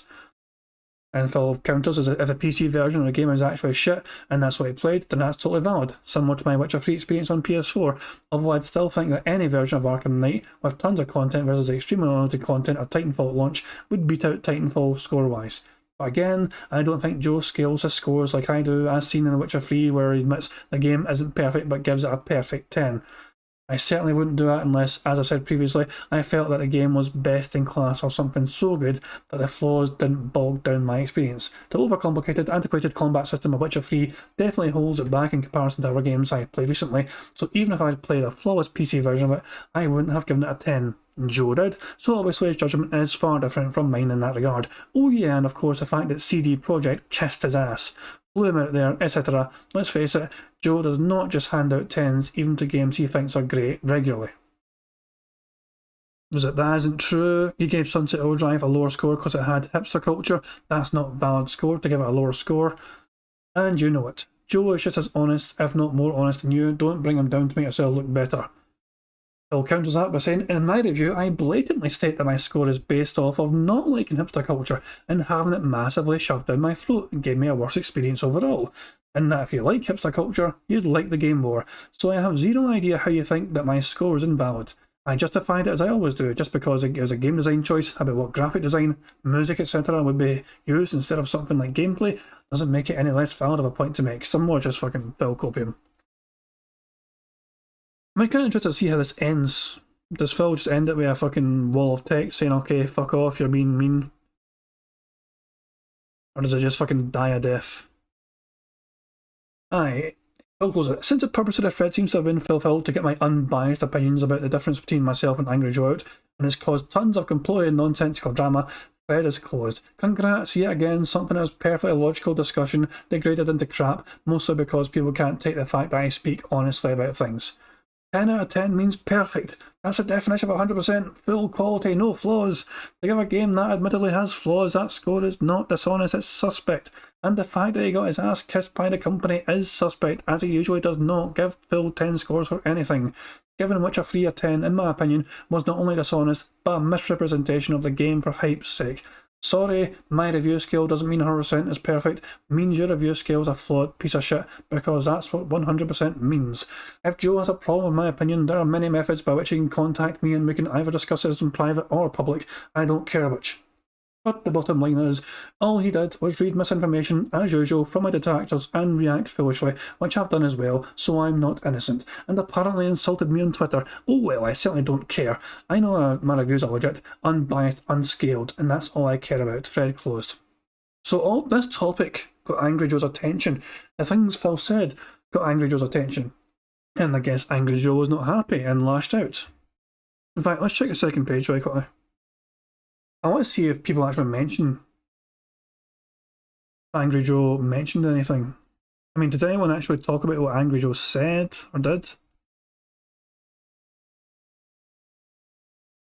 I'm just 2 seconds. I'm just blah blah blah blah.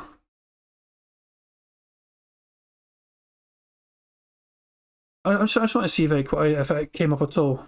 If Angry Joe responded here. CD Projekt Red is one of the most honest developers out there, blah blah, which people stop preparing. Yeah, okay. Blah blah blah blah. Nah, I don't think it's actually in this topic. What Angry Joe said. Nah. I must have derailed and got talked about elsewhere. But yeah, that's just Phil got Phil had opinions about Angry Joe. Angry Joe didn't really like it and mouthed off to Phil. And that was basically it. Oh, this is an interesting one. Like, the latest pre-stream, Phil speaks about Blip TV shutting down. He starts talking about how he got kicked off Blip TV due to 2 trolls complaining about his videos and starts calling the company unprofessional, and he thinks he got kicked off the site for the wrong reasons. So, Phil, at this point, obviously, Blip TV shut down and he tried to retcon the reason as to why. Although, Phil has an interesting response to this. You know, a lot of the general opinion is that Phil got kicked off of Blip TV for being racist and making those Nazi jokes. Phil has an interesting take on that. First of all, nobody obviously knows the full story of my time at Blip anymore due to the massive slander. What the fuck? I'm not even pressed anything. Oh, it's caused fucking tweets sold. Right. Tor is a bit slow, guys. But at this browser. So nobody knows the full story of my time at Blip TV anymore due to the massive slander / drama / whatever you want to call it by my detractors. So I will briefly elaborate. Even though I've explained it fully before. Blip TV was well aware of the kind of content I was putting out and loved it. I was bringing in tons of new viewers for a business that they desperately needed to compete with YouTube. They had personally contacted me multiple times and even had a meeting set up to go over some cool stuff with me, promotional opportunities and the like. It was going to be a big thing for the business from the way they explained it to me, and they were happy to have me. Then, days before my big meeting to discuss the future, 2 detractors / trolls / whatever you want to call them contacted Blip via spam of 20+ emails each all claiming to be different people, saying that I was a known racist, and that's why I was seeking out Blip instead of putting my gameplay on YouTube. It was blatant lies meant to hurt me, Ree. It just so happened that some of the gameplay I'd put up on Blip in my 2 months there had a few racy jokes that could push the limits of what some would find acceptable. The Dead Space 2 demo playthrough was one instance, but there were 2 others apparently called out as well. I think one was X-Men Arcade or something like that. In any case, the jokes called into question were jokes used on the Howard Stern Show, a national radio show in the United States that has had more ratings than any other show ever, and they were over a decade old. In fact, I used the jokes because I'd recently listened to a Howard Classic show on Sirius/XM satellite radio, and it gave me the idea. Note: although Howard Stern has gone into trouble with the FCC before, it wasn't because of racial humour, it was because he had strippers and other nudity/sexual acts being performed on the air. Even the Federal Communications Commission, one of the most strict governing bodies in the United States, was okay with the racial humour I used in those videos. So anyway, after getting several dozen bogus complaints, Blip apparently escalated this to the management, which never happened at the time, but then again, nobody actually watched Blip, so nobody complained about anything on there. And whoever was in charge at the time, instead of speaking to me about it, asking me to tone it down, or even trying to figure out some kind of a strategy to respond to this kind of feedback, cancelled the meeting I was supposed to have with them, without telling me, by the way, which is completely unprofessional. Then when I asked when the meeting would be, I was instead notified that I was being completely kicked off the site without any discussion, no questions asked. How do I know it was the trolls that got this done? Because they publicly posted it on my forums at the time to brag about it. A business seeking to compete with YouTube completely caved to fabricated/bogus email complaints because they 1. Had no balls, and 2. Had no business strategy, and 3. Were fucking moronic idiots. I even forwarded in the bragging posts from my forums, but they didn't care. In an attempt to save face, they said the decision would stand. Now, since late 2010/early 2011, I feel that I've grown a lot as a person. Does that sound familiar, by the way, guys? Does that sound familiar at all? Phil saying that he's grown a lot as a person over the years. Does that sound familiar at all to modern day Phil? To anyone else? To me, it's just screaming that he still says the same shit these days about apparently having changed from how he was before in the past. He's still using his kind of lines, how he's fucking grown as a person, all that shit, and he's matured as a person. He's been saying this shit since 2015, guys. This is what I'm saying. Modern day Phil is like some sort of strange, like reincarnated 2015 Phil. It's like watching some kind of, TV show, like a soap opera. They're kind of repeating the same kind of plot line from several years ago. There's just a couple of new characters involved, Oh, Christ, man. So, since 2010, early 2011, I feel I've grown a lot as a person. Although I do use racial humour from time to time, you certainly won't frequently see me doing stuff on that level that I did during that time period. I've also got far less viewership, and honestly, it's probably because I calmed down a lot. A lot of people used to watch my content just to see me rage, say something insulting/outrageous, or see how far I'd pushed the limits of comedy to get views. At the time, I didn't even think of it like that at all. I just said whatever came to mind unfiltered. So basically, he was being completely honest and open and transparent. Phil's true, genuine self got him that kind of attention because he is, at his core, a fucking toxic, scummy, angry little boy. But 2015 YouTube is very different from the 2010-2011, and I realise that. I've since apologised for any racist/racial jokes I've made, multiple times mind you, but you'll never hear that from anyone, because they don't focus on the positive, they instead nitpick the 1/2 videos of my over 40,000 videos I've uploaded that may have something someone would find offensive in them. That's a full story, without any spin or bullshit. I made jokes that could be considered racist/offensive to some, but they were the same jokes used on the Howard Stern Show over a decade before, which were found to be acceptable by the FCC, and because of the actions of 2 trolls, was unprofessionally kicked off of Blip TV, without ever even being given a chance to speak with him on the subject. I just feel bad for all the investors who contributed to that business over the years, as well as those that have been there for so long. That guy with the glasses comes to mind. Whose businesses are now going to take a huge impact because of their awful business/management practices. Good riddance to bad rubbish. To me, the most impressive thing, and the thing I take the most from that at all, is this right here. This right here. A lot of people used to watch my content just to see me rage, say something insulting/outrageous, or see how far I'd push the limits of comedy to get views. At the time, I didn't even think of it like that at all. I just said whatever came to mind unfiltered. To me, that just sums Phil up. His genuine true self, he is always a racist, scummy piece of shit. And these days, from 2015 onwards, he's had to be careful and walk on eggshells as best as he can because he's worried about being true and honest, not shit. About fucking getting into trouble again. About if he's just true on himself, he's fucking might just fucking, rock about too much and get cancelled, essentially. But the other nights, what you see until dusk falls, or whatever the fuck that game is, that wee kind of racist moment where he's like, alright, we're going to sell it to the farm, I'm not sure. That was giddy Phil. That was Phil on a money high. He had got $365 in tips at that point during the day. That was from his second stream. He had a very good first stream and had a very good second stream. He was on a money high. So he just thought, I'm going to let my unfiltered, unprepared mind just say whatever the fuck I want, Let's see if I can just be funny, And he fucking said some kind of weird racist joke because that's generally what the first thing that comes to his mind when he sees a black person in a video game. His mind immediately jumps to just trying to be as edgy and as racially edgy as possible to try and get a laugh. His mind just automatically goes there. Christ, man. That was a fucking lot of shit Phil wrote. I think he talks more as well on the second page. Oh, for fuck's sake, there's so much more. It's the last post though. He's like, first, stupid post deleted. Anyone acting like a Dead Space 2 thing happened yesterday when I've repeatedly apologised for it and even in my earlier post said it was insensitive and not something that I do today, is going to be dealt with.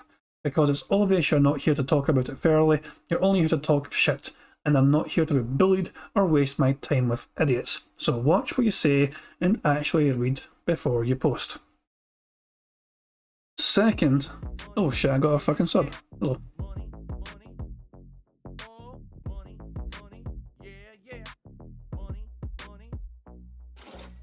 Thank you very much, Phil Nimba, for the subscription, much appreciated.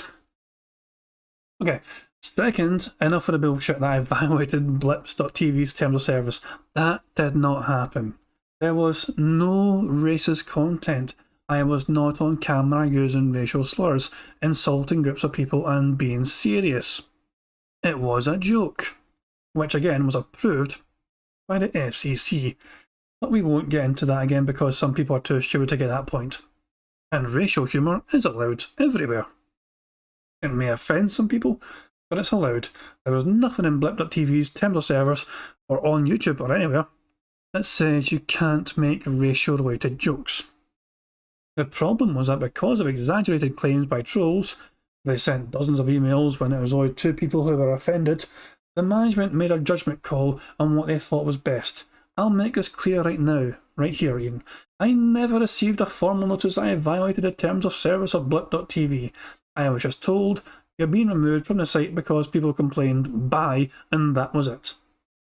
Third, I never said that I was the downfall of Blip, or that this one single decision to remove me was the end of the business. That's stupid. They existed for almost 5 years afterward, but it's just one great example of the blindly stupid things that company has done to run themselves into the ground. A poster further into this thread brought to light tons more. That's me disliking / talking negatively about companies that I feel have done me wrong. Yeah, that's going to happen. It's called 1, being honest, and 2, competition.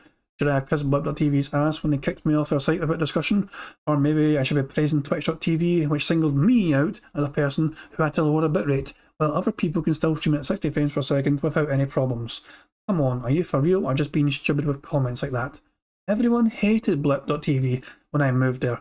Real talk, it was way worse than YouTube with loading, buffering, constant ads that distracted from streams, etc. There was zero benefit besides being able to advertise on my gameplay videos. Once I got a YouTube partnership, there was zero benefit to ever use their site, and that's a sad fact. They had no benefits after people were able to monetize their videos on YouTube. That's not shit talk, that's real talk. When I started on Twitch TV, I loved it. I got responses from help requests immediately. I was making good money on advertisements only 1 year into it, and this is an exaggeration, I was making half as much on advertisement roles than I was in 2013. Half. That's insane. And Twitch doesn't give a shit. They completely changed their business model to beg for subs constantly, so we'll get 50% of everything you make, and who cares about the quality of the site or your videos. They regularly gave most of their bandwidth to large-scale events, mostly MOBAs, and made everyone else have laggy, buggy, terrible streams. Twitch is an incredibly biased, one-sided, uneven business, and after a year there I hated it, but they were a #1 streaming website, so I put up with it until they forced me to lower my bitrate. That was the last straw. Since being exclusive on YouTube for everything, it's a much better experience overall. I get zero customer support, but I rarely have anything to complain about either. I don't have to watch what I say, although I do, much more these days, and I've grown as a person who doesn't do that kind of immature stuff anymore. I don't have to beg, I don't have to run ads, I can just play games. Holy shit, what a novel concept. What I started all this for to begin with. And that's all anybody should care about. The Blip.tv and Twitch.tv issues are dead and over with. Watch my content on YouTube and enjoy or move on, but stop trying to dig up long dead issues with nonsense. Thanks. My god, Phil fucking bitched and whined a lot on this fucking topic, man. That's 2 long ass posts I felt compelled to read out. This is 2015 Phil. In between this and now, he then went back to Twitch and enjoyed it for several years.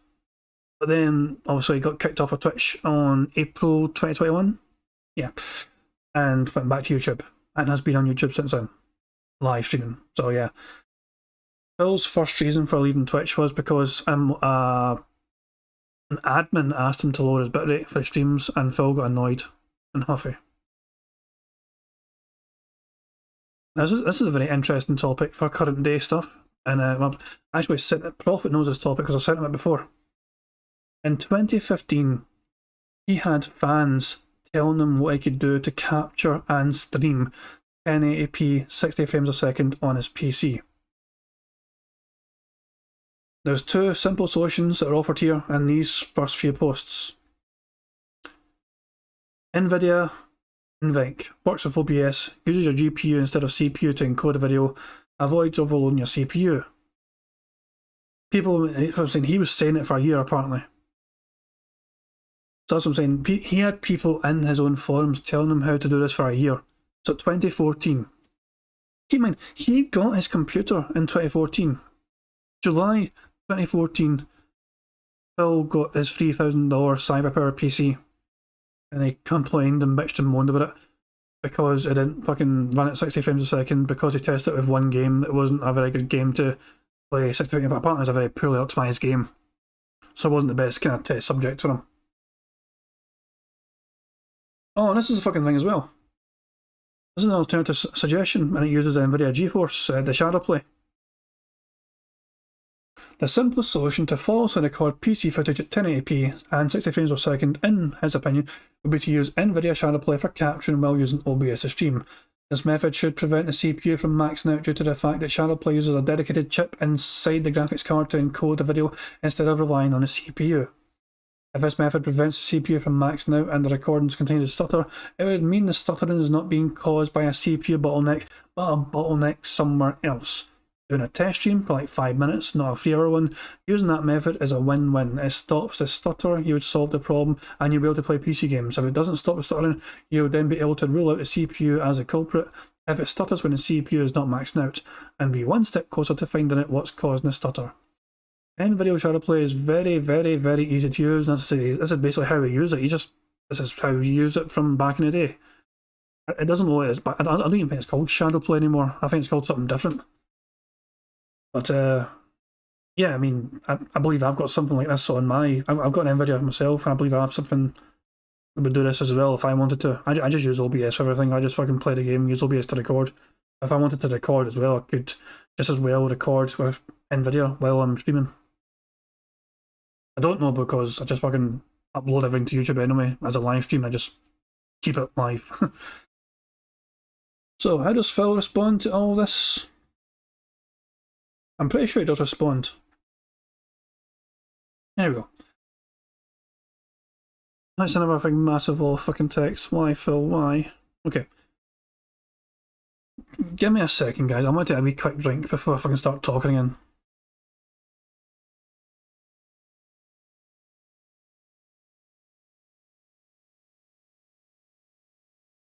Fuck me, man. Non-stop talking. I like fucking jabbering away, whatever. Fuck me. Right. So, Phil's response to this topic.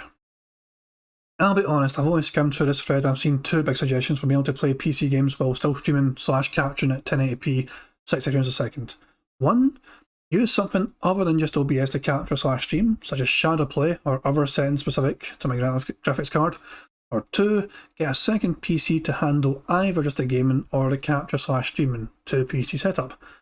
I've also seen tons of insulting stuff. Phil's too easy to figure out, he's a console fanboy, doesn't want to take time to learn new stuff, etc. And I'll shrug it off because it's very easy to sit outside of someone without a complete picture and criticise / assume things about their lives. First, I'll explain why it's not a big deal for me to play games on PC. Despite it being the best possible version for games like Witcher 3, yes, it's a PC game first and console game second, it's a negligible difference for me. Nobody is going to come running to watch me play games out of the blue because I've adopted playing them on PC at high settings versus on a console.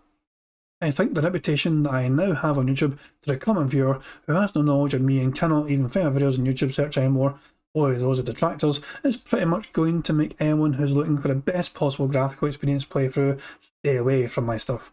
As in, regardless of what the quality of my videos are, chances are they're not going to attract many new viewers because of the negativity associated with me. Now, I'll explain why I don't want to change my setup. It's working nicely, as in despite general issues here and there that are unavoidable, I've gotten it so I can record in great quality, high frame rate, and it's consistent, as in I'm able to sit down and work every day without major hassles or issues that hinder me from working. It took quite a while to get it to that level once I moved last year, and now I'm here, I don't want to screw that up. As to direct responses to options 1 and 2 above. 1. I messed with this NVIDIA settings in OBS while playing Minecraft. The videos look terrible because it would require me to process them at a much higher bitrate than just using the graphics card, which means much larger video sizes. Don't know if you realise this, but the bigger a video, the more issues YouTube has with that video, especially processing errors. Right now, for a 20 to 30 minute gameplay video, I'm pushing over 2 gigs in size as is. The last thing I would want to do is double the file sizes, causing the time for videos to upload process to double or more, as YouTube exponentially increases in processing time with video length size. And it just causes tons more problems, just for a minor possible jump in video quality. And reason number 2, I don't have money for another PC, nor do I have the time to try and get my older backup Asus PC working in a dual PC setup. You have to realise something, I don't take days off. This was a time when Phil that actually streamed every day. There was a time when Phil did not have one day a week off. Phil literally streamed every single day before, back in about 2015. His excuse was, I cannot take time off. And I think Leanna was essentially the chore person. So, he works every single day. You can laugh and say playing games doesn't work, but take a look at my schedule. When is my next day off? Probably sometime in August. This was May. We're in May here when he made his post, right? So he's talking about fucking having a day off in August to celebrate Leanna's birthday. I stream every day, I play games every day, I'm constantly editing / updating / doing something business related. People like to say incredibly short-sighted things like you shouldn't just take an entire day to learn to use your green screen / improve your PC setup. To which I frankly reply, sure, please send me a check to make up for the money I would have made working that day, and I'll gladly take as many days off as you would like me to mess with new equipment, hardware setups, etc. You forget I was going to try funding something like that through Patreon and got nothing but criticism / hatred from it from ignorant people who don't understand my life situation. I'm not like other YouTubers who do this for a living. How many fucking times have I heard him say that? I'm not like other YouTubers. You sure aren't. I can't think of any YouTubers as fucking toxic as this cunt that fucking begs people non-stop for help with their fucking finances, man. Jesus Christ, man. I have to upload tons of content to pay the bills because that's always been my business model. I don't make a lot of money. I'm working my ass off on a daily basis to make ends meet and make things work. I've got a setup that works, and just because I might get a slight graphical boost in games like Witcher 3 if I played it on PC, it's not going to get any new viewership with the situation I'm now in. I don't have time to waste. That's life. I have to bust my ass working every day, not taking time off to pay the bills and make ends meet so I can pay off the cost of this move. There's no light at the end of a tunnel for a while, especially with things like my having to drop money into unexpected medical costs, an upcoming mandatory and expensive trip across the country for Liana's brother's wedding, etc. That's the reality of my adult life. It's very easy for those with tons of free time who don't actually understand the reality of my situation to sit outside and criticise. Fine, do it, but don't try to call me lazy. I'm the complete polar opposite of lazy, and it's the only reason I'm still making a living doing this after some 7 years, and the insane amount of negativity that's still thrown my way for doing it the way I have. So yeah. And then also someone's like, you also pay higher taxes. There's a Kay Gallion fucking dick riding. And he's still a lead moderator to this day, man. Jesus, it's 10,000 posts. He's got more posts than Phil on his own forums. I didn't realise that. You also pay higher taxes and don't get the work-related benefits or paid time off that some of us do at our own jobs. I'd say it doesn't sound like all fun in games and a YouTube business. And Phil responds, I get no benefits and no time off. A day I don't work is a day I don't get paid, period. I'm just lucky enough to still be making decent money, / more than I would re-entering the job market at an entry level after being out of it for 5 years, so I stay at it plugging away. Does Phil respond at any point to anything else that's brought up, or does he just shut down the fucking topic? But remember, keep in mind, this is people trying to help him with his computer and get him to fucking... So people are trying... So at first Phil wanted 60 frames a second, 1080p, and people are trying to tell him how to do it. And all of a sudden he comes on this topic saying, I don't actually care about doing that anymore. His topic just died a death. It just fizzled out. It died a death. He said what he had to say and it just fucking died.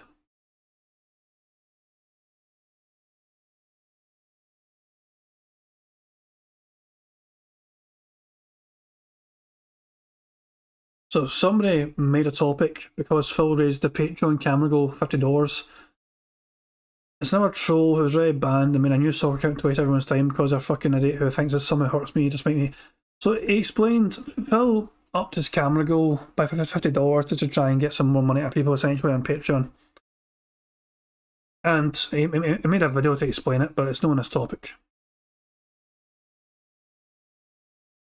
In one of his earlier videos, Phil stated YouTube was a sole source of income. Correct me if I'm wrong, but doesn't Liana operate a successful soap business? Wouldn't she be able to pay the mortgage if YouTube went under? Phil responds, her company is incredibly small scale. For her to make enough money to pay the mortgage, she'd have to grow about 5 to 10 times size in size orders, which means she wouldn't even be able to operate out of this house without significant improvements to the business, her workspace, etc. She also had a ton of startup costs, getting licensed, insured, cost of supplies, etc., which she has a long way to go to making up for before she can officially be considered a profitable business. For your information, most small businesses that are home-based start up that way, and it takes quite a few years to become profitable unless they somehow become insanely popular overnight, which almost never happens. She's had a great start this year with a consistent customer base, tons of positive reviews, and some great exposure because of her existing internet presence. But to be truly successful, she's going to have to stick to it for years and grow the business even more. We've talked about in-person events locally that sell this kind of stuff and some other ideas too. And apparently I had to fucking mass tweet a bunch of posts in response to that.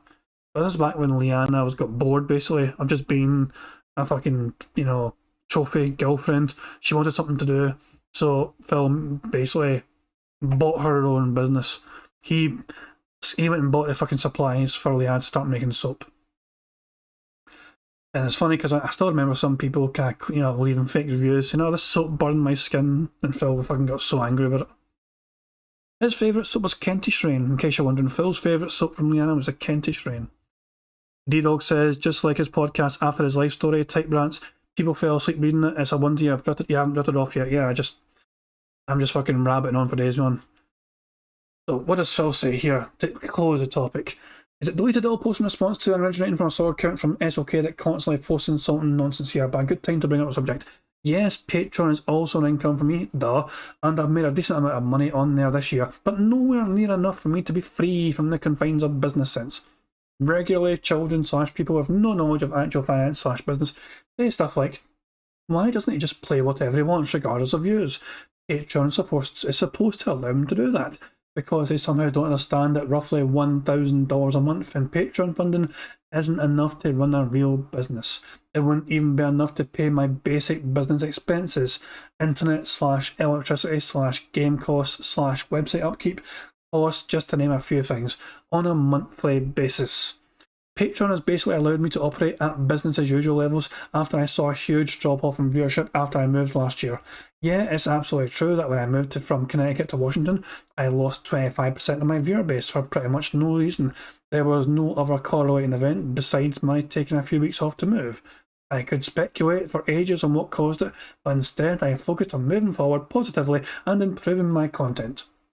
This year alone, remember we're still in 2015, this year alone, I've improved both my audio quality big time through a new microphone and soundproofing the office, got my green screen setup working, massively improved the quality of my edited videos through new, more expensive software and time invested to learn it. I did 5 marathons, something I've never done before, and I've played a ton of games I never would have in the past. Minecraft, Persona 4, Yakuza 4, Fallout New Vegas Hardcore Run and what. All those are big improvements, and I never made any extra money to do them. I used Patreon to stay at the same income level that I'd made in previous years due to the drop-off in viewership in the summer of 2014. So for those who like to talk out their asses with zero actual knowledge of anything, I know they're here reading this with their sock accounts. By the way, Phil, you spelled here wrong. It's H-E-R-E and not H-E-A-R, you fucking buffoon. Keep at it. This is why you'll never operate a successful business. In 2015, I've done a ton of new stuff / improvements over previous years, while making nothing whatsoever extra from those previous years. I'm doing my best to pay all my bills while I continue to pay down my moving debt from last year. Would I have spent as much as I did if I'd known it would have been a huge drop-off in viewership? Probably not. But that's just all hindsight and means nothing now. I have to keep doing what I'm doing to survive. Real talk. If there weren't so much negativity / drama / lies about me on the internet, about me out there right now the big one is I'm scamming everyone regarding the Halloween special, which is a preposterous lie, I'd probably have double the Patreon funding that I have now. So keep in mind, at this point in time, Bill has about $1,000 a month in Patreon. And he believes that if the detractors and trolls went around at this point, he'd probably be getting about $2,000 in Patreon per month. That's Phil's belief at this point in time, in 2015. He thinks that if all the trolls and haters and all that shit and detractors weren't there, he would have easily gotten about $2,000 a month through Patreon alone. Crazy man. And that would have actually allowed me to have had some freedom in what I do, and finally allowed me to not really worry about views on every project I work on, game I play. But we're not there yet, and the fact that I'm not able to offer the perks that the vast majority of YouTubers who all use Patreon offer, advanced access to videos / projects, special streams and the like, because of detractors, means that I'm extremely limited and there's not much I can do to raise more funds. The bottom line, if I were unable to make videos consistently for say a few months because of financial trouble, I think I'd have far more Patreon funding. But the fact is I've consistently provided free video content since 2008 and live streaming since 2013, so most people just take it for granted that it's going to be there regardless. Right now I'm doing okay, but if something were to happen that wasn't expected, like a financial crisis of some kind, we could realistically end up in that situation. And there's... What's the fuck, man? There's fucking more. Only one real issue the way you handle your Patreon, you get nitpicky about it.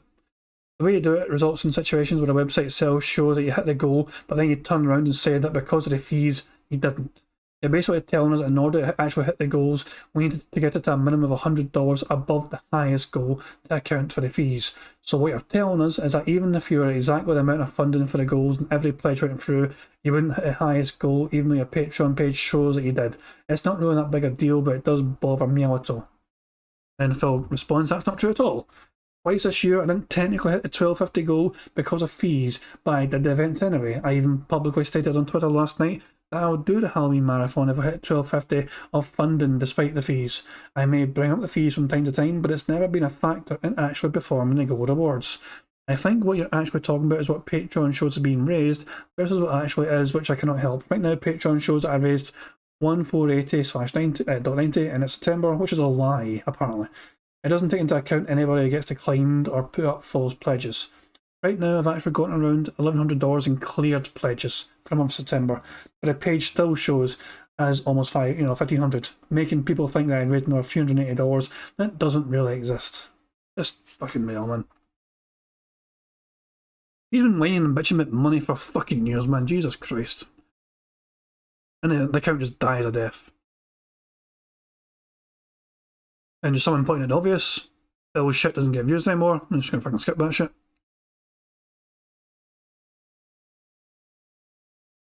Let's see, does this have any good Bill's salt in it? Jesus, man. Bill's only response to this topic was basically just to say, okay, people are talking shit. We're closing this. Good God, Revan. I don't know if this is true or not. Did Phil respond?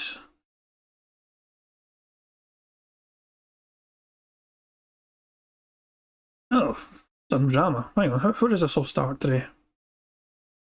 If you publish videos on YouTube, it's a chance to share creations, blah blah blah blah. So this is YouTube changing their copyright system apparently at the end of 2015. If YouTube wants to defend fair use, for a handful of videos, YouTube will refuse to comply with takedown notices and leave the videos on the site. It'll even cover legal costs up to $1 million. That doesn't sound true. It's a Kotaku article, but I don't think that's true.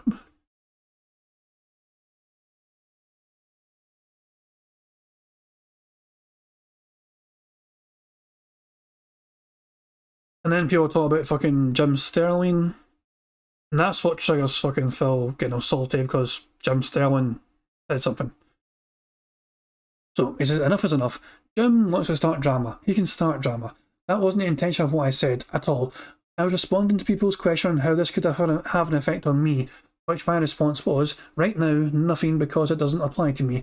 The only high-profile gamer it applies to is Jim, and it only applies to companies who false flag for copyright, i.e. the indie game company I referenced, and not to common people who fool YouTube's bullshit automated copyright system.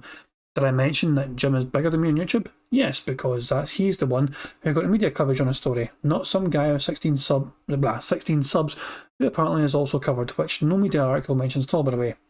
So how could I even know that? I also didn't mention Jim in a negative light at all, although I did bring up a big difference between him and having a few videos false flagged versus my business losing thousands of dollars of ad revenue over several months, and that's a very distinguishable difference. It was my observations based on my own situation, having a business that's lost thousands in revenue thanks to abuse of YouTube's broken copyright system, and although this is a step in the right direction, it's going to have to be far more reaching and have broader changes than just sticking up for individual cases, if it's going to help everyone rather than just Jim and a few other specific cases. My sociopathic stalkers took one excerpt of what I said from the entire pre-stream, tweeted only that to Jim, and that was it.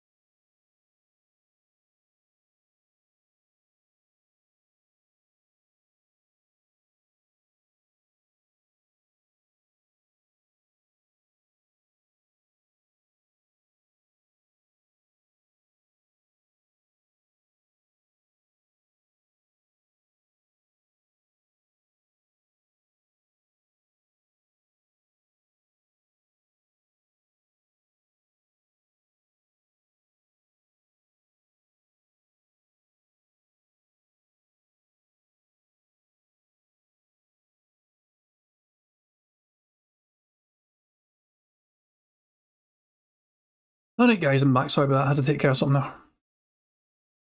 Phil didn't strike your stream. No. Sorry guys, I had to take care of something there. Where was I? Did I mention Jim's bigger than me on YouTube? Yeah, because he's the one that got all the media coverage in a story. Oh, I fucking read that thing already, yeah. I was like, the sociopathic stalkers took one out of what I said in the pre-stream, tweeted the one at the gym, he responded, and didn't even include me in the tweet, by the way, so I couldn't respond. I tweeted him later and explained that it wasn't the focus of what I said and I hadn't mentioned him in a negative light. Apparently later someone sent him something, entire segment or just snippets, who knows, but obtained illegally nonetheless. And now he's talking shit on Twitter again, and again, not including Phil in the tweets. Fuck that nonsense. I'm far above it, and Jim wants to participate in schoolyard shit talking behind my back, so be it. I have work to do, and can't let someone's misconceptions hold me back from moving forward positively. And just fucking other nonsense. The topic is closed, so I wonder if Phil ends it abruptly. Jesus, man. We're almost done with this, man. I'm just gonna try and skim through the last couple of these. And then I'm gonna fucking try and go through shit with you guys just to kind of see if I can find any gold. Is it a bunch of fucking wee gems from 2015 I found, but there's plenty more, even from 2016, 2017, 2018. I want to go through it together with you guys. If this fucking page wants to load, come on, Tor browser, move your arse. I can't be fucked waiting. No. What happened to the $75 Patreon perk? What happened to it? Did Phil respond? The thread is pointless, and at this point I'm not going to allow people to stir up needless drama and misinformation and try and start shit. So after this response, if something doesn't apply to you, you should stay out of other people's business. Bottom line is, you didn't hear about something. It's taken care of, and you don't need to start shit like some tabloid journalist. This is exactly the same as all those complete idiots talking shit about us not going to a fucking wedding, which is nobody's business and we don't have to discuss publicly because it's a private matter. Just like Patreon perks for people who pledged, nobody will know the true story until someone reveals it, and if you listen to pointless drama stirred up by queens, you're an idiot. So take this as your final warning, stop stirring shut up, or else you'll lose your posting privileges here. Period. Now, first off, initially when the $75 perk was created and people pledged to it, at the end of that particular month, I messaged them, that is every month, like clockwork, asking if they'd like to participate. Outside of two people, Kay Gallion being one of them, who wanted to be in Project 7, everyone else said that they were just happy to support me and declined to participate in anything else. They were simply doing the highest perk level to help out. After Project 7 was postponed indefinitely, Kay Gallion personally messaged me and said he didn't want to take advantage of the perk anymore, so I knew that there was no need to follow up with him. 2 weeks ago I PM'd everyone on Patreon who had qualified for the perk this year. The PM asked if anyone, 1, wanted to participate in the multiplayer that was originally set for the week, and 2, if anyone wanted to make a special Thanksgiving message to be played on Ask the King. I only received 2 replies. One person said I should postpone the fan appreciation event until Christmas, and the other person said, no thanks, just wanted to support you, but thanks for asking. Therefore, nobody was up in arms that fan appreciation multiplayer had been rescheduled.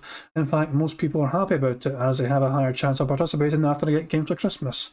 And there was no message to the fan segment of Ask a King as originally planned, and that's it. Nobody was denied that perk, as some insane people like to think.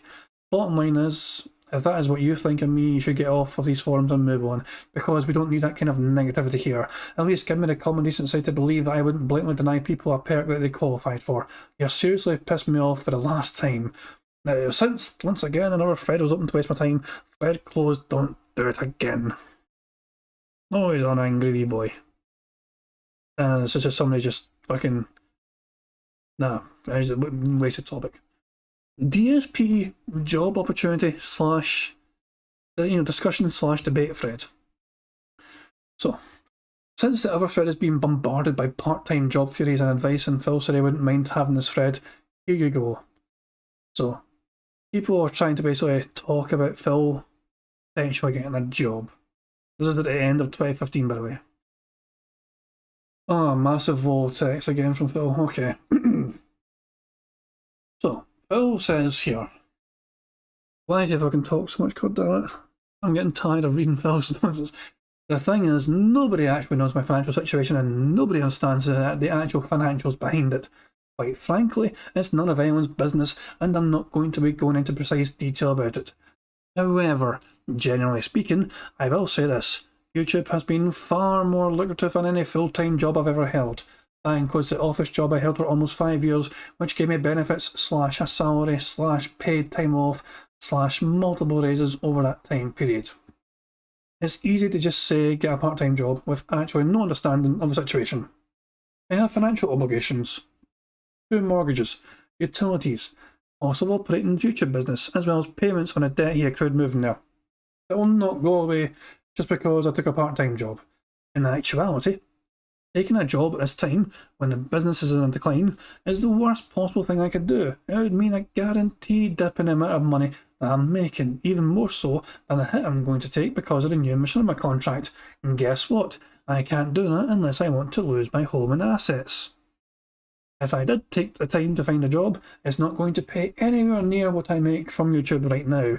Let's actually be hopeful here and say that I could somehow find a job that 1 would hire me in a heartbeat and 2 would pay me, say, half of what I make on YouTube right now. That job would mean at least 8 hours a day, 5 days a week, meaning those 5 days I could barely put out any gameplay footage, maybe 1 to 2 hours tops, and I'd have no time at all to do vlogging, editing, or anything else.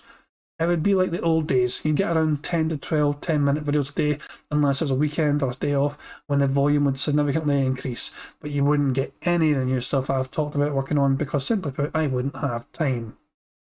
So do you really think that going from 3 to 5 hours of content a day, plus edited content, vlogs, etc., only 1 to 2 hours a day is going to keep the YouTube business afloat? It would take me weeks to beat certain games, and I'd be covering probably 1/4 the amount of stuff that I do now. That isn't going to retain viewership, that's going to lose it. And that means the YouTube following is going to dwindle and ultimately fail. In addition, I'd guarantee a drop in Patreon support since 1, people would say that I have a job and don't need it, and 2, I wouldn't be putting out anywhere near as much content as I do now. So then you'd be counting on a job outside of YouTube to become lucrative and profitable, to the point that it could make up for the amount of money I'm making now so I can actually pay my bills. Sadly, that's incredibly unrealistic.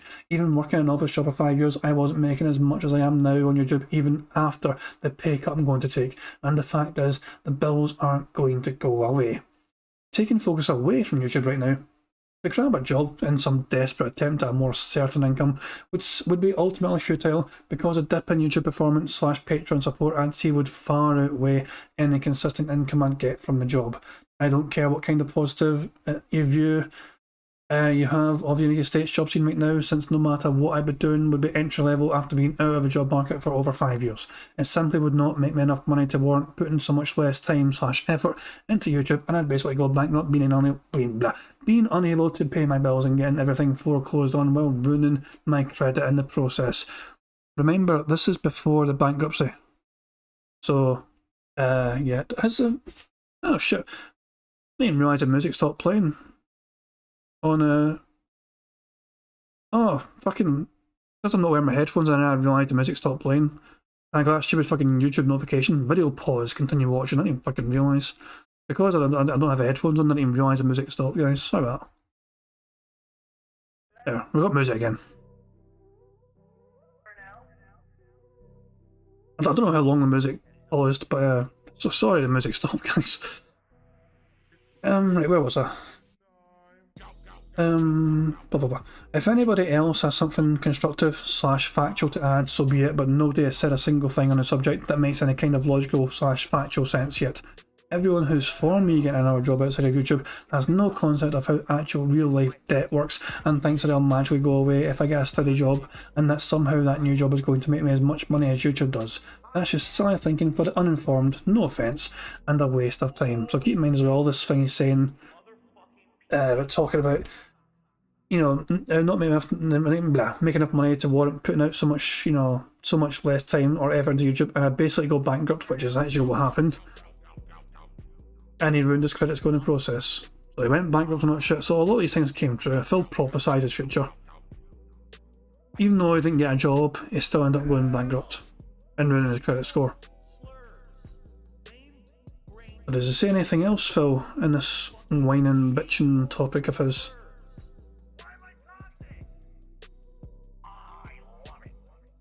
Oh, come on, don't take so long to load the fucking page, come on. I'm just going to impatiently crack my neck while the page tries to load. That was a loud crack. I think the fucking microphone picked up, Jesus Christ. Second page loaded. And Phil's spot has a fucking post. So somebody said, hey, I'll try and... So this is a guy called 13 Hour in this forum, said why he shouldn't get a job. It's like telling a guy that's been bleeding to death to study to become a doctor. Wouldn't stop the bleeding first make more sense. There's no point in dividing forces now. In fact, it would be dangerous. Instead of concentrating on repairing what's wrong with the channel, going on time-consuming job chase. Some suggest he could do both. Not Phil can only focus on one thing and do it well. Nobody can be a slave to two masters. I know I can't. Phil can't. Maybe some people have superhuman energy, work a part-time job and maintain a successful YouTube channel and a personal relationship with a girl, and do all of the above well. Not Phil. He has said this numerous times, but he disregard it constantly and brand him as lazy. Oh Phil, I work 4 jobs and also play games for 6 hours a day. I can't believe you can't. Well, believe it. Like Phil, I need time to unwind. Watching movies does that. The guy has been playing and uploading and babysitting vids for 7 years. Can you imagine the strain accumulated with time? Nope, you can't. Or else you wouldn't ask him to cut down on his R&R time. I don't know. I think you misunderstand Phil in the worst way. And Phil loves this post. Phil's like, this is the best post I've ever read in the forums. People are so quick to criticise me. Should read this and take heed. As expected, this thread is incredibly stupid. 3 people have now been banned for insults and basically thinking they know also understand the world far better than me or anybody else who says getting a job wouldn't make sense right now. Things that work for you don't work for everyone, and once you learn to walk a mile in someone else's shoes, maybe your life will be better off for it. You can do that crap off of my forums, thanks. For your information, Mashima is based in California, which would mean moving to California, which isn't going to happen. They also have incredibly high turnover, and I would never want to work in their offices just based on that fact. 3 times since I've been partnered with them, their entire staff was gutted and replaced. That says something, lol. Anyway, since the useless thread has proven useless, it's now closed. Oh Christ almighty, man. I just fucking love his sheer joy in someone like, be nice to Phil, you don't know how hard he's got it. He's like, yes, someone in my shitty forums actually understands me and try to explain to people how hard my life is. Oh, I was like, thank you. Oh, fucking hell. Is this guy 13 hours? Is he... Well, he had like 200. I thought it was going to be some random newcomer who had like 4 posts, but he had like 285, so he was there for a while. The editing initiative, I don't even know if I fucking bother reading this. Another thread or something we tackled ages ago. Cut out a dead air, you lazy bum. It's just a stream archive, so the show goes up as quickly as possible, or else you'd have to wait hours for me to edit / encode / upload, and then more hours for YouTube to encode it, just to cut out the beginning 30 minutes, which you can click on a timestamp or skip ahead instantly to pass. So it's either get the show immediately, or wait 8+ hours just to edit those 30 minutes of startup that you can easily skip yourself. Oh yeah, and I can't add timestamps until it goes live, which means you'd have to wait 12+ hours for those to go onto the video since I'd be asleep. You lazy bum, excuses. I'm not saying that's what the original poster said, but that's the actual argument of 95% of people who complain about a dead air before Hate Live. This isn't even logic anymore. Note, the episode of Hate Live is going to show as having less views because I screwed up. Usually I stream the podcast in the old YouTube method, which counts the live stream views. This time I forgot and used the new stream method, which separates those views completely. So I still get credit for them, but they won't show up on the video. Traditionally, it's around 2.5 to 3k live stream views that show up. Right now, Saturday, the podcast shows as having 6,527 views, which if you add up the live views that didn't count, means it's actually on par with a normal show's viewing history. Anyway, no need for further discussion. Thread closed. But we're fucking nearly there, man. We're at the penultimate thread I fucking had fucking loaded up. And then we can fucking tackle the more recent threads from like 2016 or 2017, we'll tackle together, right? First of all, too much information, this topic is.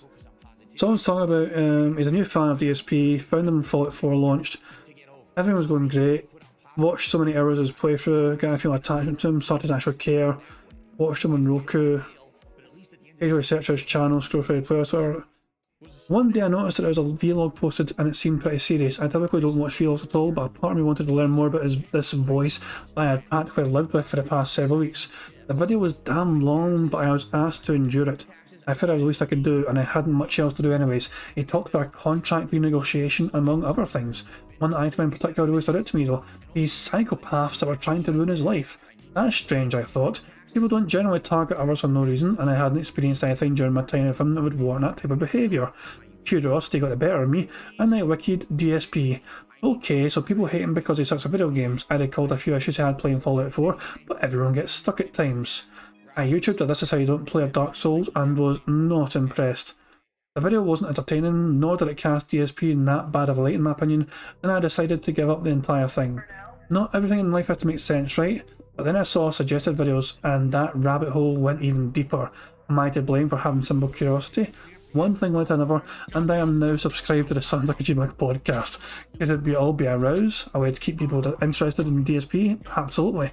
The bottom line though is that it's damn entertaining. Long story short, if DSP would refrain from talking about detractors in his vlogs, then he would end up having far fewer of them. I sincerely hope that helps. That's an interesting post from somebody. Basically, because Phil fucking talks about the fucking trolls and detractors that he fucking tells his fans to ignore, it fucking turns other people onto them, essentially, and fucking gets them interested in finding out who the fuck they are. And then by they, I'm saying like me. I don't know. I don't know if people like me, I guess, but not just picking me, of course.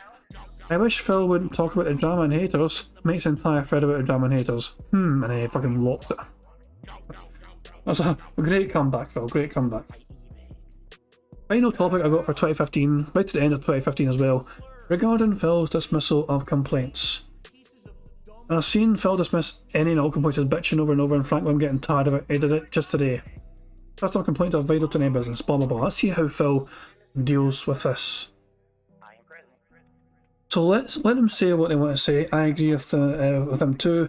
DSP needs to see that complaints is different to hate and bitching, and this forum is starting to look like a goddamn dictatorship or a communist forum, since every thread of a complaint or someone that disagrees with Phil gets a thread locked or user gets banned. So Phil defends himself here, saying, no, this is where you're wrong. There's different kinds of trolling, and filling these forums with entirely negative threads is a very effective way to keep people away who just want to have fun and positively discuss things. There was no actual valid customer feedback or complaints in the thread in question. It was a bunch of bitching about things that couldn't be helped, as I explained in my post when I closed the thread. Anyone with common sense could figure out that. But instead of actually using an ounce of intelligence and maturity, people felt like unloading their waz into a thread and turning an annual positive event into something negatively spinned. Nope, not now, not ever. I've gotten tons of great feedback / criticisms / suggestions for improvement from these forums over the past year, many of which I directly implemented in my work. That thread was nothing but toxic and a waste of time. Oh yeah, and half the posters were soccer accounts from people who have already been previously banned. Because you know I can see their IPs, but they're too dumb to know that. Now I'm going to say this one more time. Do not contradict me or my wishes with this website. I own it, I pay for it, and let me tell you it's not cheap to maintain, and if I close a thread, the last thing you should do is go running like a little whiny girl into another thread to complain about it. If I feel something is valid, being derailed or going toxic, I'm going to close it. So no, if I feel something is valid, I don't think Phil meant to say is valid there. You think it's something invalid maybe. So if I feel something is valid, I'm going to close it and there's nothing you can do about it. Wow. Phil actually admitted in his forum, inadvertently, he probably didn't mean to admit it, but there you go. If I feel something is valid, right? If I feel something is valid, I'm going to close it and there's nothing you can do about it. There we go. Right from the fucking pig's mouth. You don't like the fan appreciation? Great. Don't participate or watch it then. There are only about 10k of videos that I put out every year for you to watch, or you can choose to leave. But filling the forums with your bitching is an incredible waste of time, and my time and everyone else's time. And again, especially when your criticisms can easily be dismissed with common sense, you're just wasting everyone's time even more.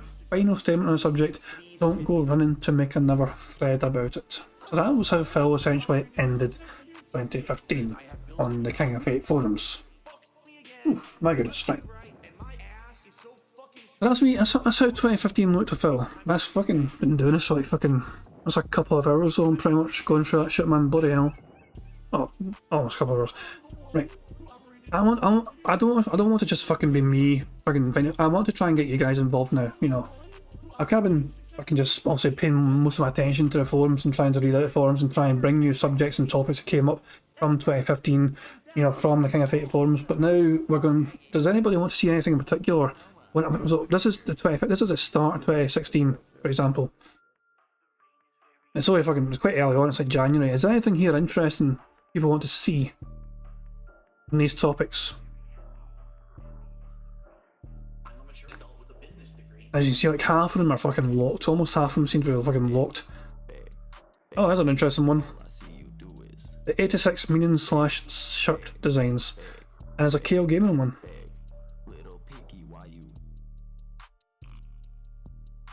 Okay, how about these two, right? We'll do these two for the KO Gaming one and the 86 shirt one. Look at recent. Okay, we'll go back to the very first page. Just temporarily. We can always come back to page like 30 or whatever, but the most recent pages, the most recent things in general. 21 hours ago, then Tuesday, then July 8th. So there's 4 topics in the general section. This is the general section where we had DSP Gaming. There's 4 topics that had activity this month. One is talking about an archive of Red Dead DSP. The other one is that Red Dead DSP is possibly hacked. And fighting games, and so do you think Phil should have joined? Oh, that's an interesting one. That's even for a current day one. Let's talk about the Keemstar podcast. That's an interesting one. We'll come back to that. We will come back to that, right? We'll check that out at the end, I think, right?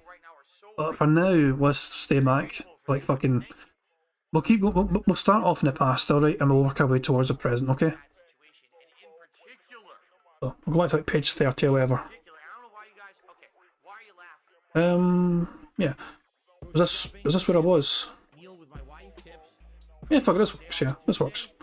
Right, so the 86 shirt design meanings. Pretty much the reason I registered an account here was to find out what the 86 means on some of the new shirts. What does Phil say?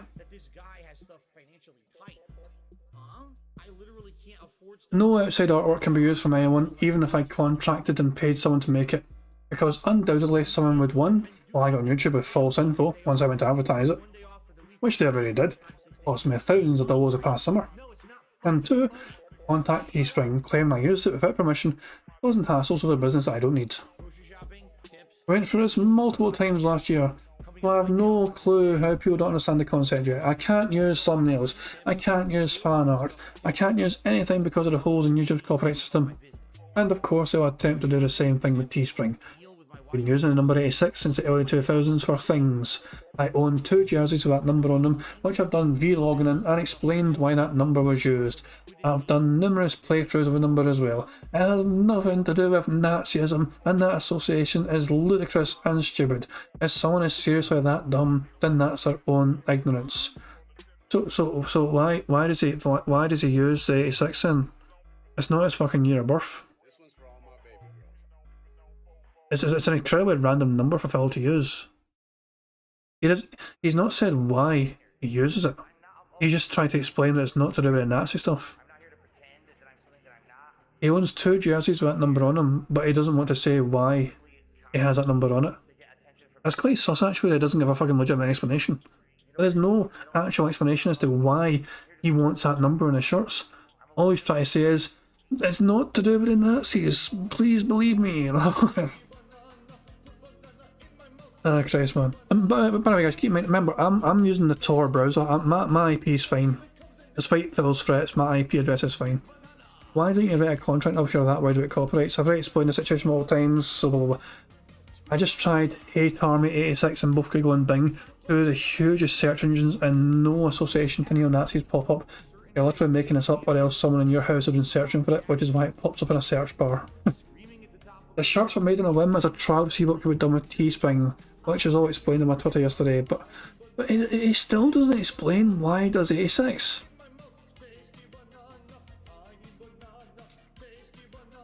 Princess Lona, that's a detractor. They probably got banned quickly. I know Princess Lona. Yeah, they're a detractor, long-time detractor. Yeah, so Phil literally cannot explain why he has 86 in the shirts. All he does is try to say it's nothing to do with Nazism. Good bad news. KO Gaming hits 4K, but momentum's slowing down. So KO Gaming hit 4K subs finally, and even though there's mild discussion and the quality of videos needing work, I'm really looking forward to more edited content. But bad news according to this chart. Momentum for the channel has plummeted as expected as the hype dissipates. My concern, a very valid one, with the history of slow churning non-immediate profit projects. Will I stick this one out? I certainly hope so. Bill says, yeah, if only 1 week under its belt, there's no way you can determine any kind of pattern of performance from KO Gaming just yet. Keep in mind the channel only had 2 videos this week and 3 in total so far. And blah blah blah blah, I can't even bother reading the rest of this shit.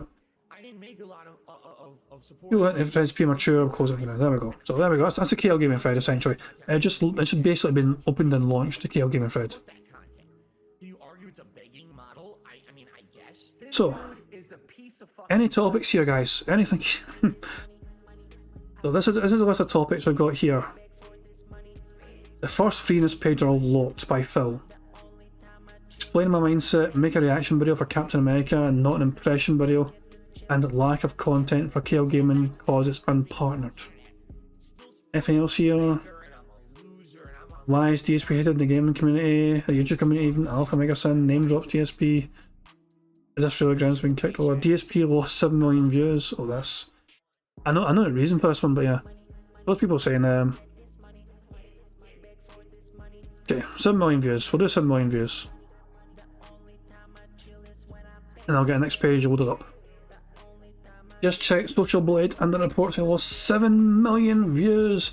Like one of his legacy million viewed videos was deleted or something. Is that why DSP tweeted he was unsure of his future?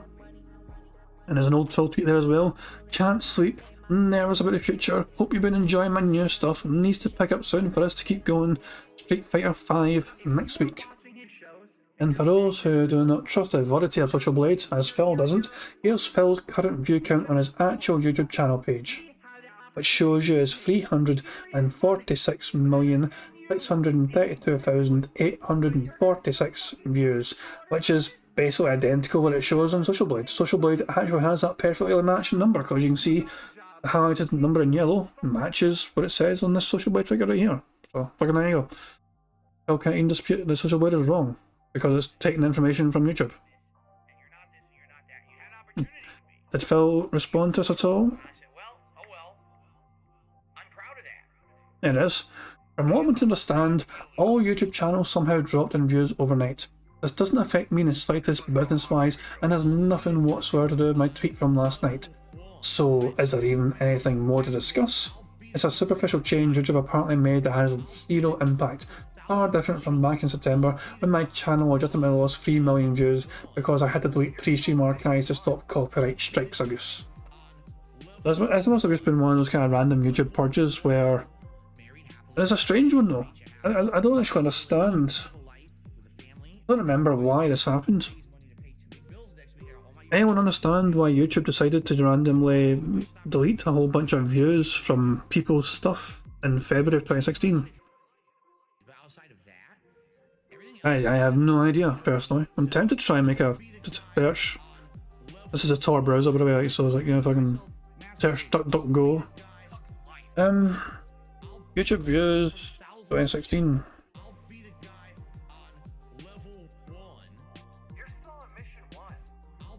Would purging dead accounts affect the view count? No, it would affect the sub count. Let's see if DuckDuckGo. Nah, it's just I'll probably search something shit. Yeah, that's not. Yeah, it still works still. For some reason, YouTube purged views. I would understand it if I get rid of dead accounts. And also, keep in mind these are the sub numbers. Phil was on 181,000 subscribers in. So this is February 2016. So in 6 years since then, he has gotten like what, 18,000 subscribers. So he's gone up 18,000 subscribers in 6 years. Well done, Phil. There's great growth there.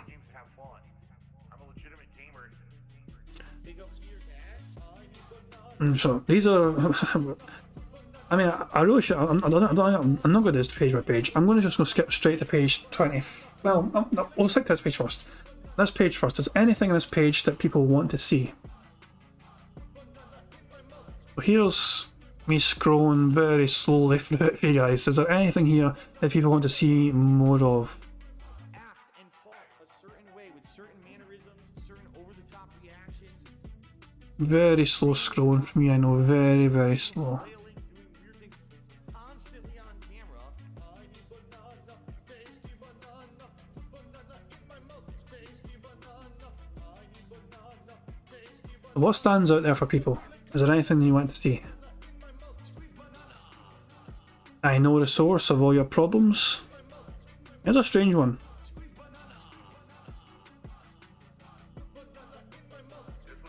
I'm not entirely sure what this is about. You should read this. Oh, it's a Kiwi Farms thread. Kiwi Farms is a troll site where people make fun of autistic and or eccentric people. It is run by Null, the admin. They keep tabs on you for a long time. You have a thread on that site of almost 400 pages. Remember Jackie Chan? That guy that gave you copyright strikes? He's from that site.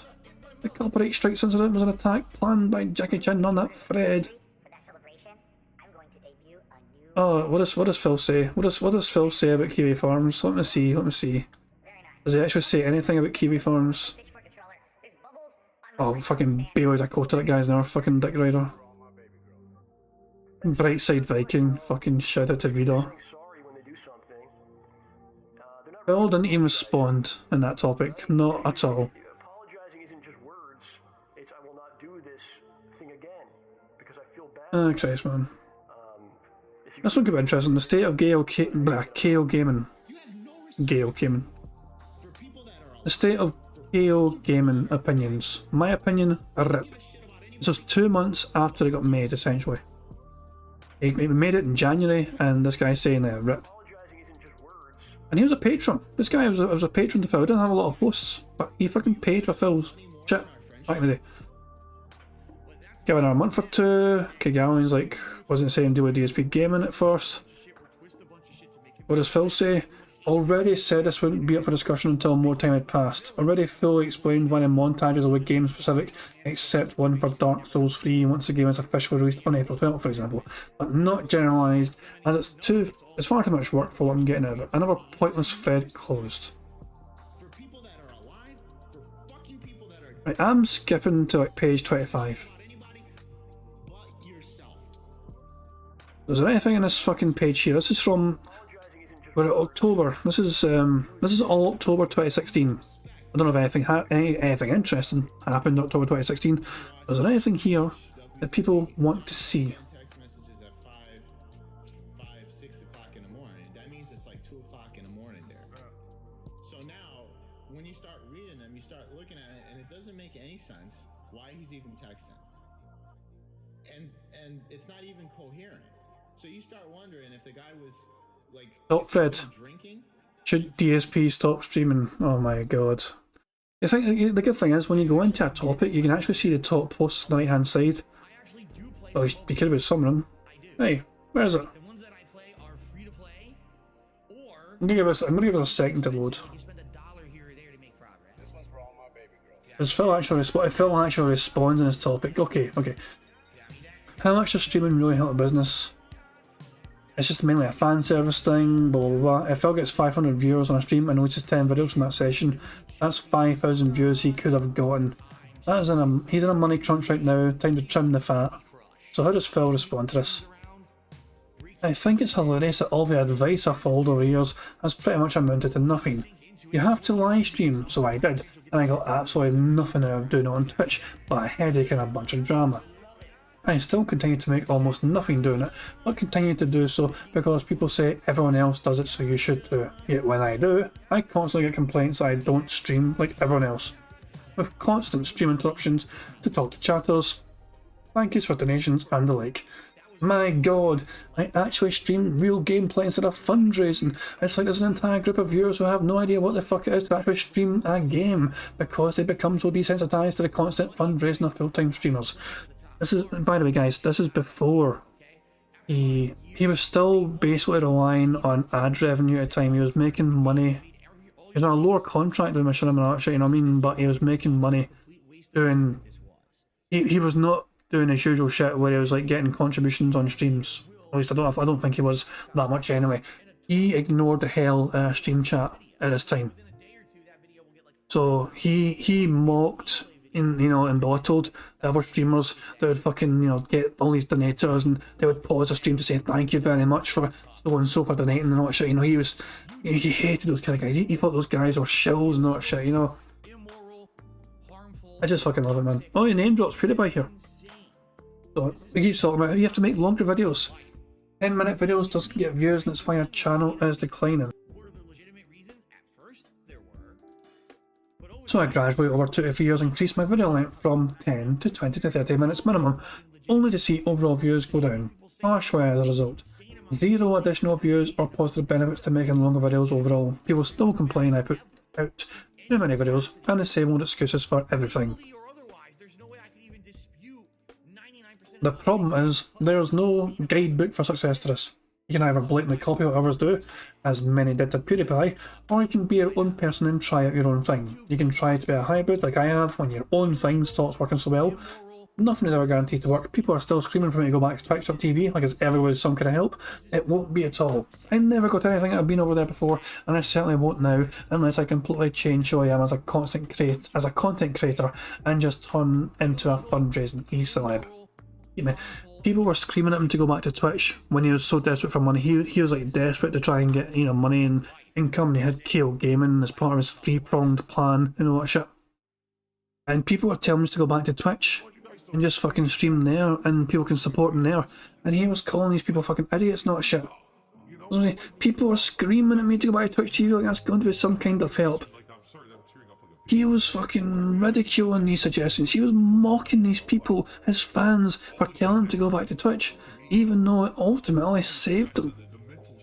And then obviously when he fucking talks about it, he will pretty much usually say, oh, it was a great decision I made to go back to Twitch, and he'll fucking forget about the times where he was a fucking stubborn, obstinate cunt to people that he fucking told to shut up and they don't know what they're talking about.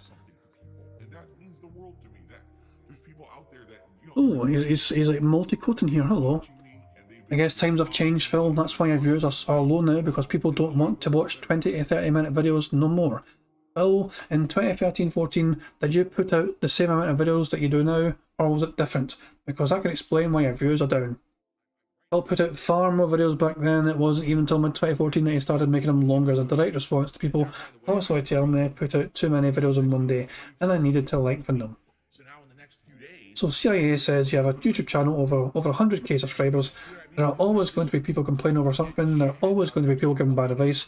You have to actually do your own research and talk to people who knows what they're talking about if you want to get anywhere. The common YouTube viewer has absolutely no idea how to successfully run a YouTube business, so why are you listening to all this advice from randoms and then complain years later that it's their fault your views are down?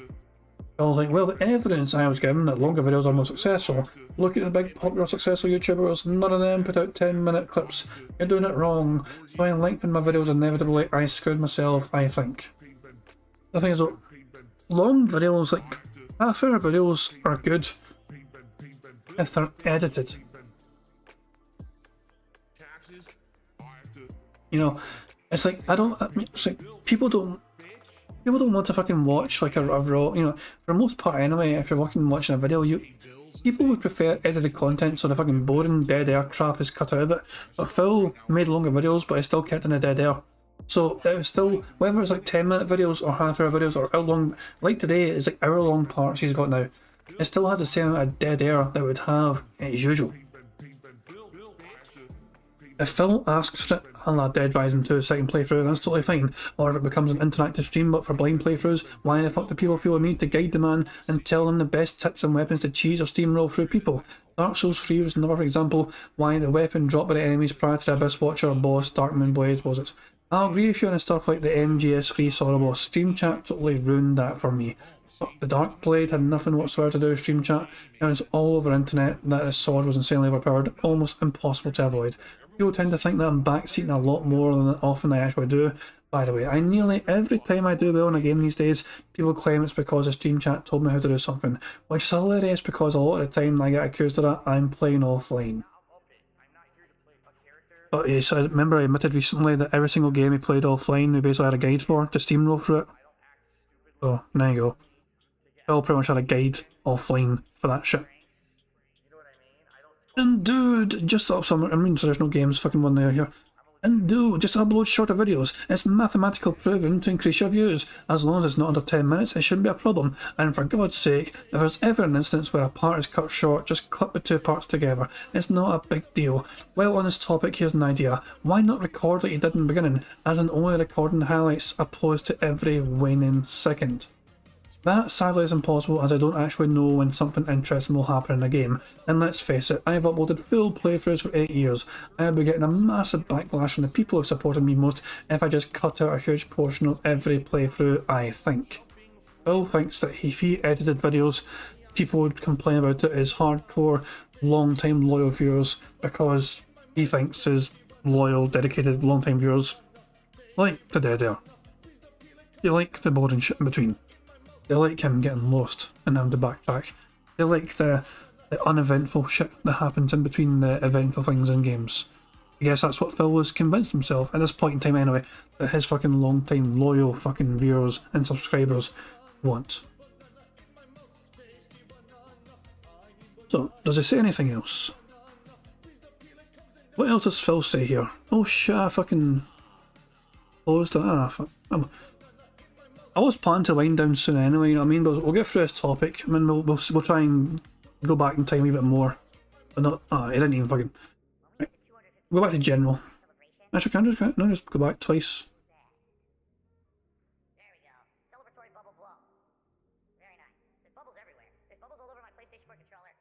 Back to where I was. Okay, there I was. Right, I'm going to page 20 now. I'm just going to do this in 5s, in increments of 5. We're going from like page 20 now, and then I'll go from 20 to 15. Bill's engagement. Oh, I'm definitely opening that. Is there anything else here you guys want to see? This is from May, so April, May, so March.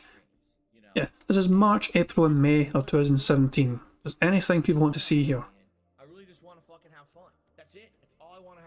I've already got Phil's engagement open.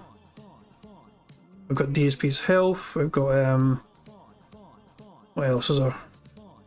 Letter to DSP, that's a good one.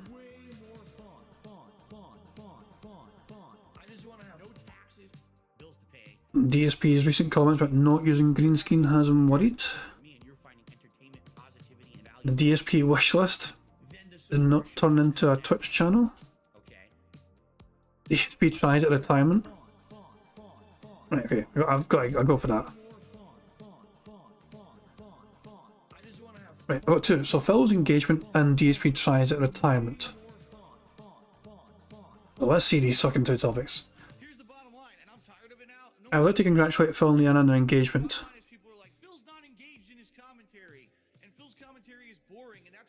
That was it. So they literally just got engaged and he's getting congratulated for it. And the engagement lasted like a month. Then Leanna dumped his ass.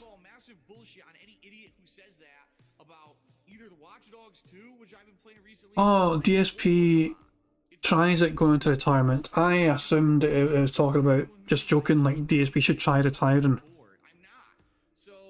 When there's something new to review, you'll do it, but right now nothing new in the fast food realm, and the only new drinks I've tried I need to actually drink on stream for energy. So it's impossible to film a DSP tries it for them. In addition, yeah, they don't bring in revenue really, so it's not a primary concern. So there we go. DSP tries it is essentially dead. They got replaced with Feasting with the King, which fans have to pay up for, you know, up front.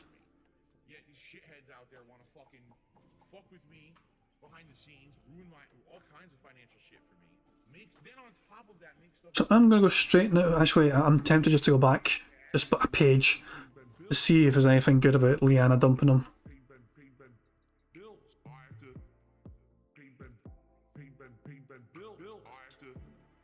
Personal question, what do people think of this? Blah blah blah blah.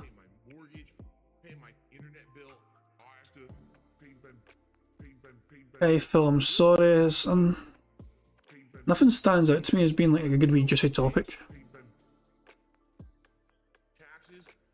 Starting from the bottom, regarding the two copyright strikes, blah blah blah blah. Twitch streaming is bad for mental health. Biggest difference, but there's an interesting one. The biggest difference between 2010 against 2017 DSP. Let's see how much has changed since 2017 guys. I hope his thread doesn't get deleted or something, just an honest observation. 2010, he did it as a hobby for fun, and it showed in his Heavy Rain playthrough, which was superb, but he balanced witty remarks without needing to constantly say something. Now in 2017, it's business and a chore, it's forced instead of being a form of escapism and enjoyment. Shame things can't be the same. If you haven't seen that playthrough, I just strongly suggest you do. People are saying hot take, his commentary was worse back in the day. I feel like he was constantly trying to make stand-up comedy of a playthrough, and he would talk over the game's spoken dialogue at times. Nowadays he lets the game take the spotlight a lot more. In my humblest opinions, he could really use something of an evolution with his commentary, a revitalisation of sorts. Of course he still has his moments, but I know I used to listen to Howard Stern more back then. Maybe that led to more inspiration back then, because I'm rewatching the Heavy Rain playthrough as I type this, and he had tons of fun with it, improvising constantly. Now what does Phil say about this? It says something. Oh, it's called adult life. The sooner you mature and learn about the real world, the better, because you won't be able to ignore the pressures of adult life forever. Keep in mind, in 2010, Phil was an adult. He was in his late 20s. Phil was in his late 20s in 2010, but he's trying to pretend here that he was a fucking kid. 2010, Phil was making good money, he didn't need to constantly do plugs or ask for donations, and it reflected in his work because his mind was totally focused on his commentary. And Phil is saying it's adult life. In 2010, he claims he wasn't an adult then, even though he was in his late 20s. I can try and get your head on that one. Oh, to be fair, I do not feel the comment of adult life and mature up is all warranted here. The thread is commenting your playthrough quality itself and speculating the reasons for the quality to determine why it's dipped or improved. A creator's life and a creator's creation are supposed to be separate from the audience that consumes the creation. When people review or have an impression of the quality of a creation, they do not and should not account for the current life challenges the creator is facing at that time of the creation, because that interferes with the proper judgment of the content's actual quality judgment itself. And Phil says, this statement is incredibly immature. You need to, how long does this is a long ass fucking post again, Phil. You need to understand the perspective of any creator to know where they're coming from, or else you could completely miss the point they're trying to make, or take something completely out of context. There's a difference between trite, meaningless, easily digestible content and organic content. I make the latter. Phil apparently makes organic content. Every video I make ties directly into me as a person, my life situation, and what's going on with me, Ree. It's always been like that. I don't make quick, pointless videos for a cheap laugh. Why does Phil's voice sound so hoarse for over a month? Because he has medical issues, post-nasal drip and allergies, can't afford to pay to see doctors due to a failing US healthcare system, and the fact he makes way less money now than he used to, and can't take the appropriate time off to heal up because he has to constantly work to pay the bills. What does a common immature person who doesn't do 5 seconds of research say? He's just a lazy idiot who doesn't take care of himself, and his videos suck because he sounds bad and snorts. Why does Phil have to do a large plug segment before every session of gameplay? Because of numerous things out of his control happening over the course of the last 3 years, leading to a nearly 45% reduction in income since he moved across the country. If you want to see the daily streams continue, you'd understand and contribute instead of complain. What does the what does the common immature person who doesn't do 5 seconds of research say? He's a money grubbing. It's too funny. I'm trying to say this, but it's fucking funny. If you're on that, Anders Pack says if you're on that forum, you're getting doxed, my man. Attempting Scottish phonetics making more sense than yeah. I'm not getting doxed, Anders Pack. I'm using the Tor browser. I told people before I start stream, I am on the Tor browser. This browser, see this wee symbol. This is the Tor browser, so I'm kind of safe, my guy. I'm good. My IP's masked because I'm using the Tor browser. So get up your DSP, you're not getting my IP from this. I was trying to do that by fucking. So what does a common immature person who doesn't do 5 seconds of research say? He's a money grubbing e-bigger who only cares about money. He only plays games for money. He cheats his patrons and lies constantly for money, money, money. Oh, for fuck's sake, man. Jesus Christ. The quality of my commentary hasn't changed, ever. The only thing that's happened is I've toned down the sexist / racist / risque humour quite a bit over the years, because the common viewer on YouTube has changed dramatically in the 10 years I've been there. That's it. Watch a playthrough from 2010 and from 2017. They sound almost the same. I know, because I did just that when I was doing these best of montages for Heavy Rain, and I was looking at a few other games. It's almost verbatim the same commentary, with maybe a few timely references to current events that are different because they are 7 years apart. Take a look at original poster's comments. He references that financially I'm not doing well anymore and that I have to advertise a ton, and that's why he thinks my videos are worse. That literally has nothing whatsoever to do with my video content. You can just skip the pre-streams and or intro segments of the weekend preview and get right back to the same old stuff you've been used to for 8+ years. If you're so offended that I have to advertise like every single other content creator on the planet, nothing has changed. Nobody has ever provided any actual concrete examples of proof that Phil was obviously enjoying games less and his contract sucks because of it. In the 8+ years I've been on YouTube, it's always the same circular, illogical, immature arguments I get, and quite frankly, I'm fucking tired of it. Either bring an actual point, or don't bother making these same whiny threads I've seen for years. I'm done putting up with illogical complaints of children who don't have the actual responsibilities of an adult. Sorry, that's just real talk. Complaining about me snorting or advertising or anything else that cannot be helped in my videos is a dead topic that only idiots would bring up.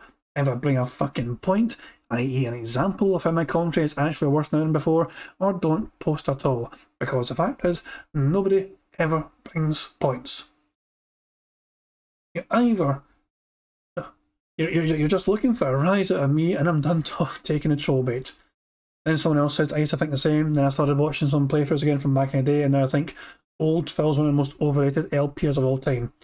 Trying to watch something like his Uncharted 2 or Little Big Planet playthroughs on the old channel, see if you have nostalgia glasses or not. I want to point something out here. Phil has since, this was back in 2017, right? 2017, this is halfway through 2017.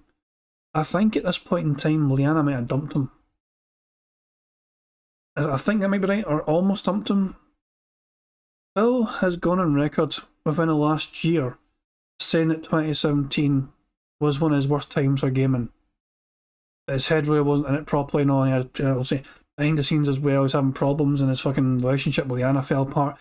He has openly admitted that he was having problems enjoying doing this, essentially. This fucking doing his job. He was having problems trying to embrace it and make most of it. Back in the day, when he was confronted about it, he was calling everyone a fucking lying moron. But people could see back in the day, he was not enjoying it as much. And they pointed this out to him.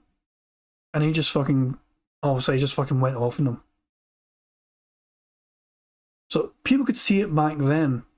That it wasn't the same kind of content Phil was making, you know, things had changed, things had kind of gone south. He was earning less money and all that shit, you know what I mean? And he was becoming more toxic, he was more abrasive, and he just lashed out at people. Christ, man. Right. Right, guys. So I'm going to do a couple more. I should run a bit late. I wanted to finish in time for that being said podcast. Right. You know, this is going to be deep dive. Fucking getting tongue-tied, man. Fucking sound like Porky Pig. That was an amazing thing to study. Wish he weren't such a bad person. He's a fucking... He's a fascinating subject, isn't he? He's a fascinating subject. Is there anything good here? Anything good here at all? Anything good here? Let me just quickly read. Okay, I'm going to go straight to page 1 because I actually want to see what some people are saying now, these days, in current day DSP land, about this. Do you think Phil should have joined the podcast? The Keemstar 50k offer. So this is so we've gone back in time. We looked at 2015. We've seen some of 2016. We've seen some of 2017, and now just fast forwarded now to present day, where what people are talking about these days. There's Kay Gallion still there. He was there in 2017. He was there in 2015. He's still there today.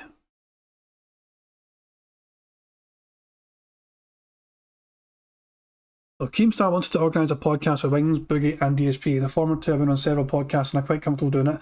Keem even offered $50k to fund it. Phil refused, which I think is a big mistake. He would get more attention, an additional way to supplement his income.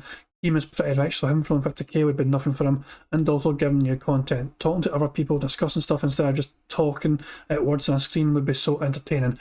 Plus, I have to say, Phil has been stuck in a bubble for so long, he needs to get out of his comfort zone and interact.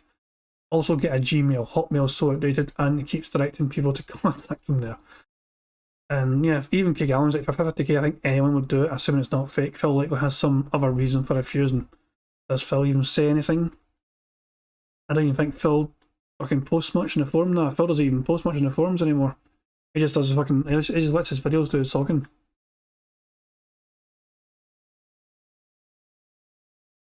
So some guy called Recom, that's a pretty new member, was like, it's fucked up, but he said 50k was life changing and would pay off all his debts and everything, but then still said he would rather continue to take money from his viewers every day. All he had to do was be an adult and pick up the phone and pause the stream for like 30 minutes to talk. K Gallen thinks it's silly that anyone believes Keemstar would pay $50,000 for an interview. Smells like BS. Phil isn't even at the centre of any relevant drama these days. Keemstar's net worth last year was $2 million. 50k is literally nothing to him. He's silly to assume he wouldn't, especially when Phil wouldn't even talk to him. K Gallen didn't actually know the full details. He was just fucking talking at his ass, and he was giving an opinion without being clued up in the subject.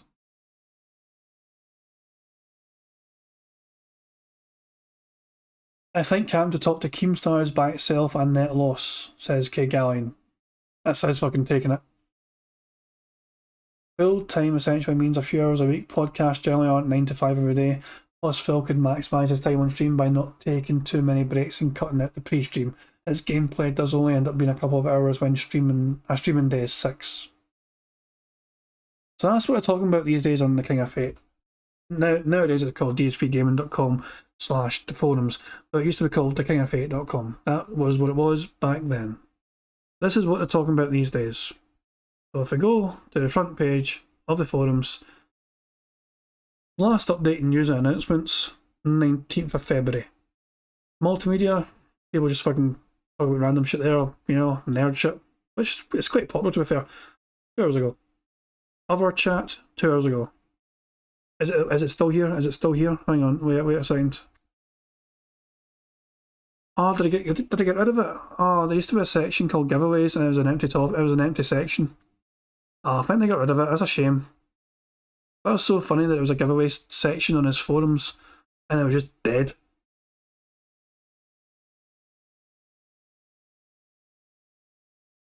Off topic, I mean, sorry, the other section as well does actually get some traction as well.